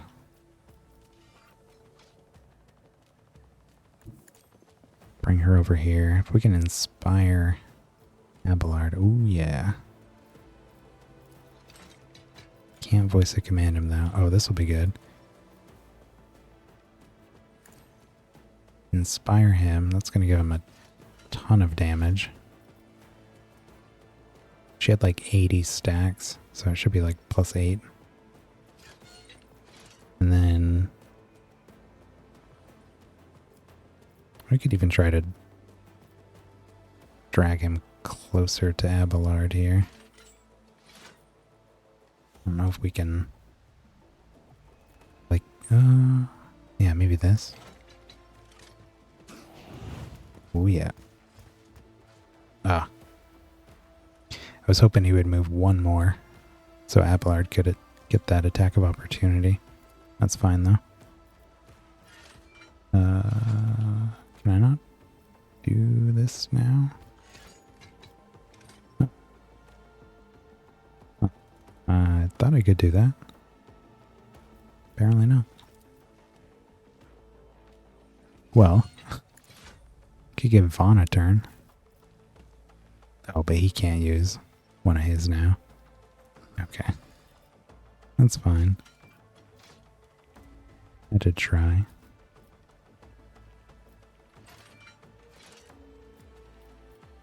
Nothing I can't do.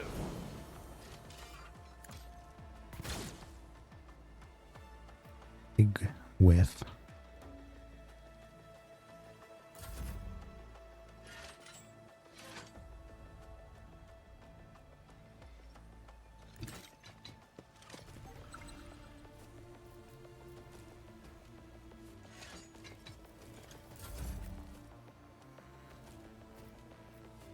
Vaughn. Why can nobody...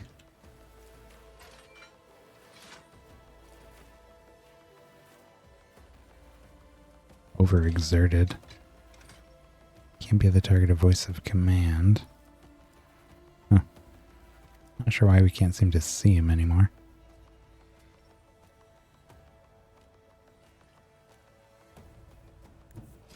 My tactics are flawless. No. Odd.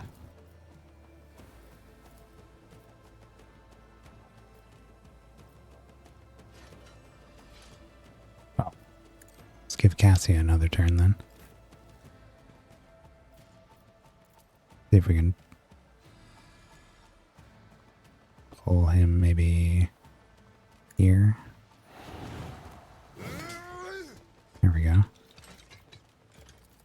Only 15 damage though.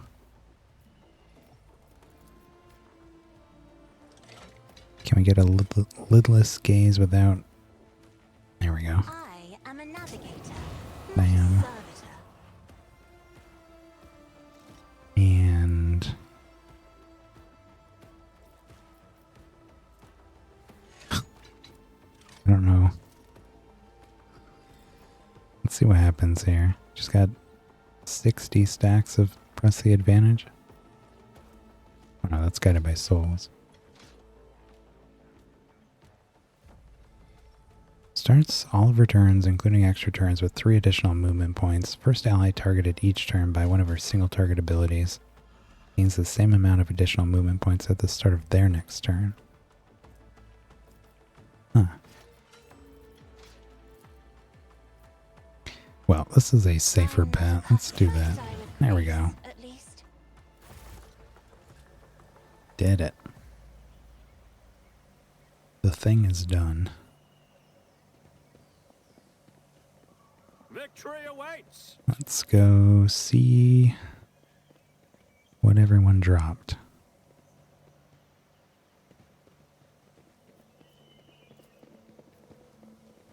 Oh, God. In the dimness under the canopy, you notice the outlines of machine portable generators that provide power to the camp. Some of the machines have fallen into disuse and would be impossible to make sense of the cables and wires strewn about the floor without the help of a tech priest. Well, we do have one of those. Chain swords. We don't need those. We have 2 or 3 better ones.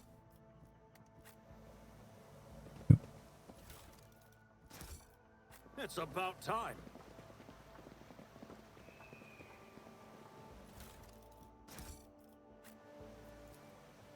Floor of the bunker is littered with sleeping bags, backpacks, and the rebels' meager belongings.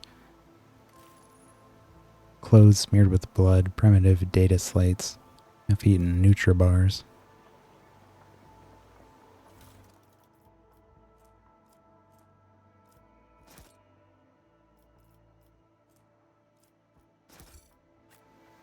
I'll lay claim to the stars.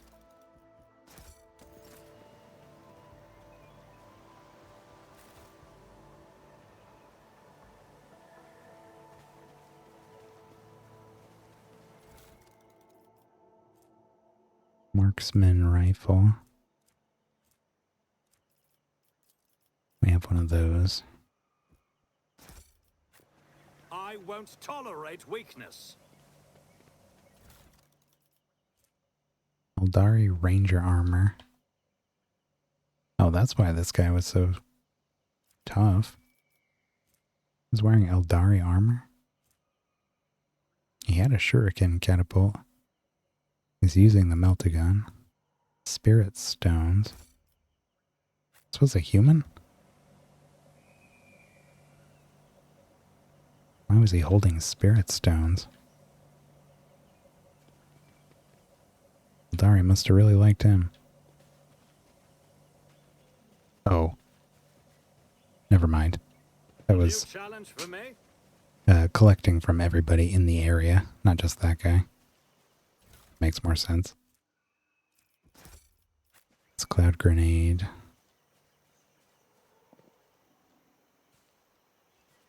Try that again, Abelard. Eldari chain sword, spirit stones.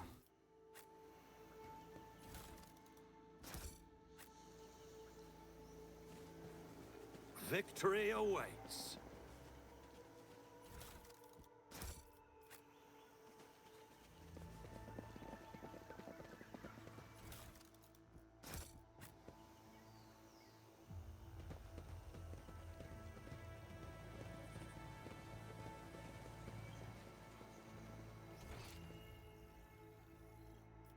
Okay.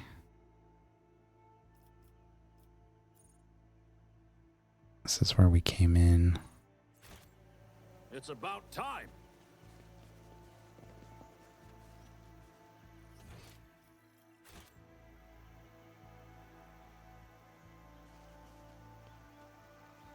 Something right here. I spoke to Mistress Tolliman recently. Don't you think you're taking advantage of the Lord Captain's hospitality, Van Callox? Whoa.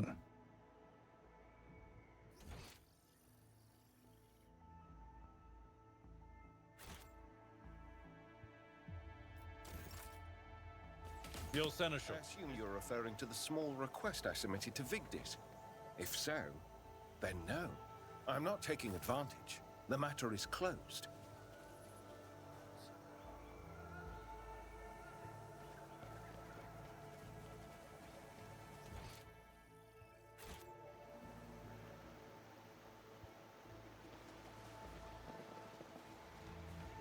A new challenge for me.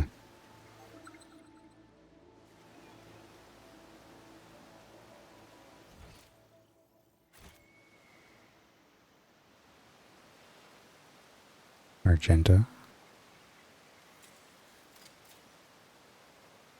Victory awaits!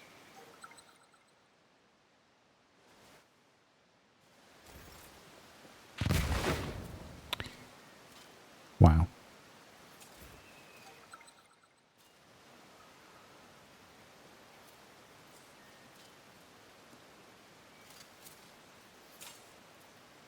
Blessed be the road that we take. Operation successful. Ergo boots. +5 agility and 10 athletics.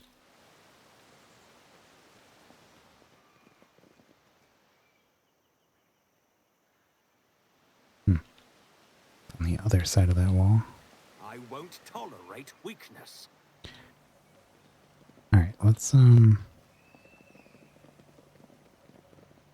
out here. Go through our inventory.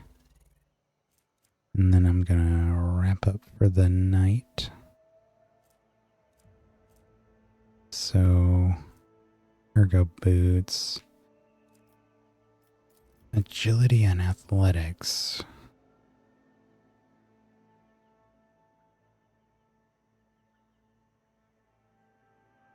We very rarely use Unyielding Beacon.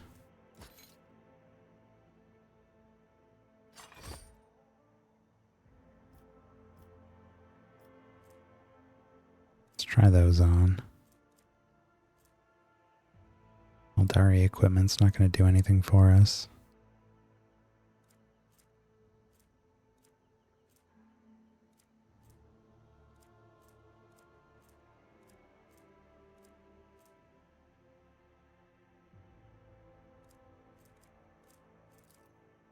Honestly, all of this Eldari stuff, you need specific proficiency to use it.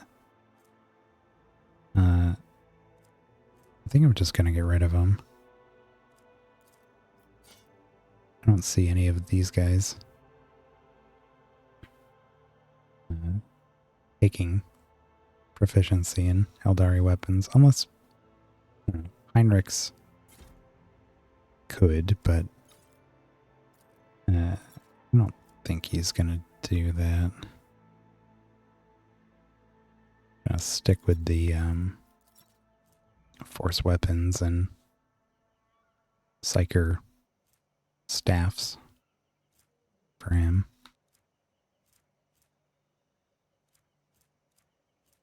What else was new there?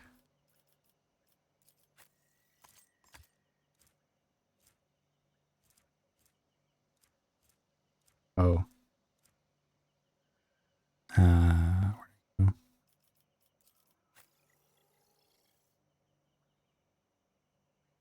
Can't see it. There's a melted gun, wasn't there?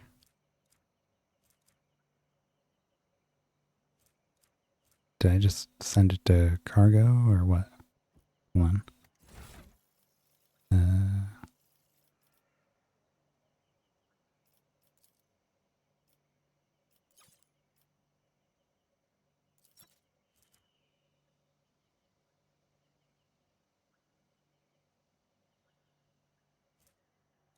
Xeno artifacts.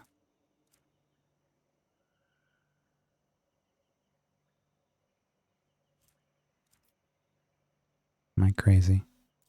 Oh, there it is.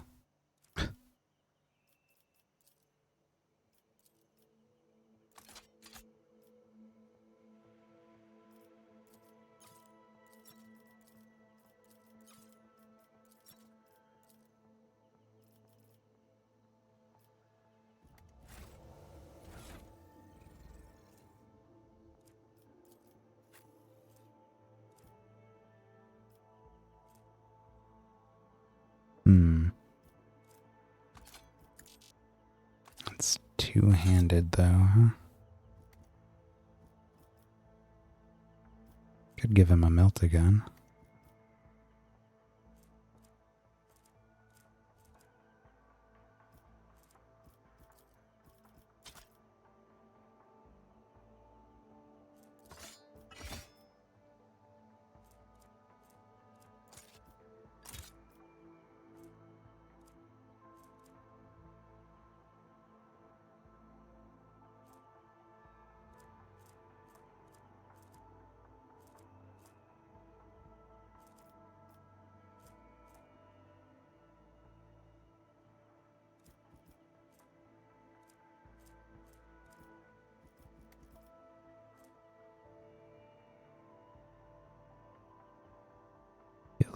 deals additional plus psi rating damage.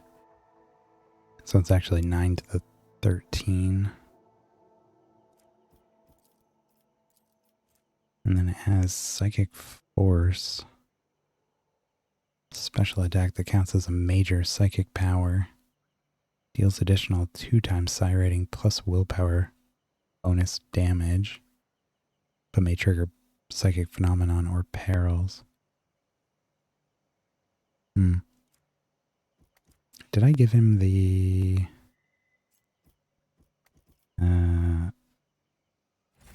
talent force weapons? I don't think I saw it on here.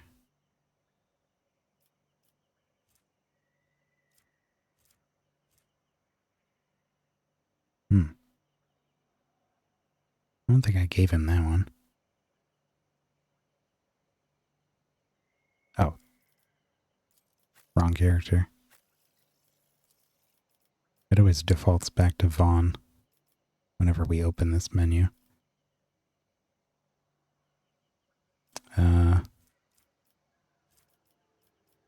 It's called like Light of something or other. And I don't think I did give it to him. So, not really locked into anything specific. I don't know why he has melt-a-weapon proficiency. Had to have been something he started with or something. I wouldn't mind giving him a melt-a-pistol, though. That's not what it's called. Inferno pistol. But we don't have one of those.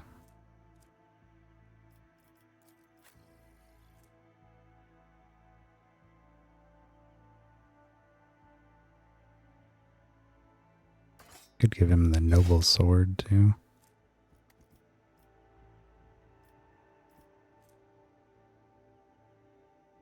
That actually would not be bad.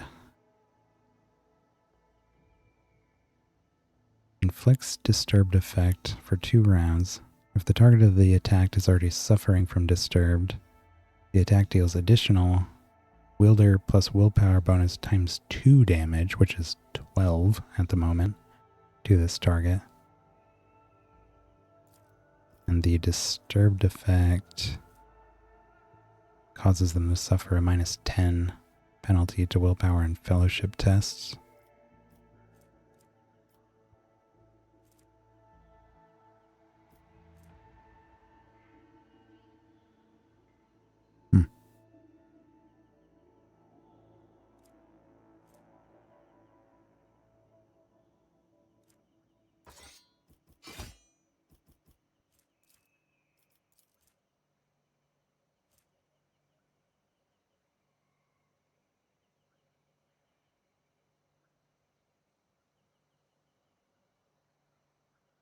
Two times psi rating plus willpower bonus.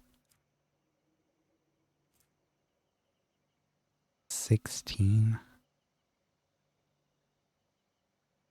This one's easier to trigger, and it does more damage. But it has a greater downside, arguably, I guess.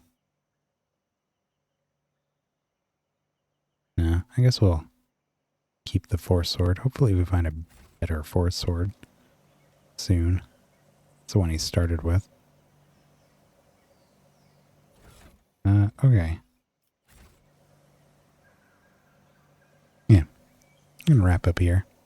We'll continue exploring the forests of Janus next time.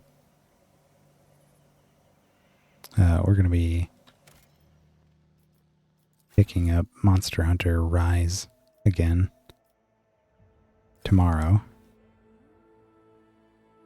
Hopefully. I have some stuff that I gotta do around the time I'm normally streaming tomorrow. So I gotta figure out how that's gonna work out. I'm planning on streaming. I'm just hoping that things work out such that I can stream at 6 like I usually do. Worst case scenario, I just gotta delay the stream an hour or something. So, but we'll definitely be streaming. And then we'll be back Thursday. Or Wednesday. What's today? Monday? Yeah. Yeah. Tuesday will be Monster Hunter. Wednesday will be more Rogue Trader. And then back to Monster Hunter.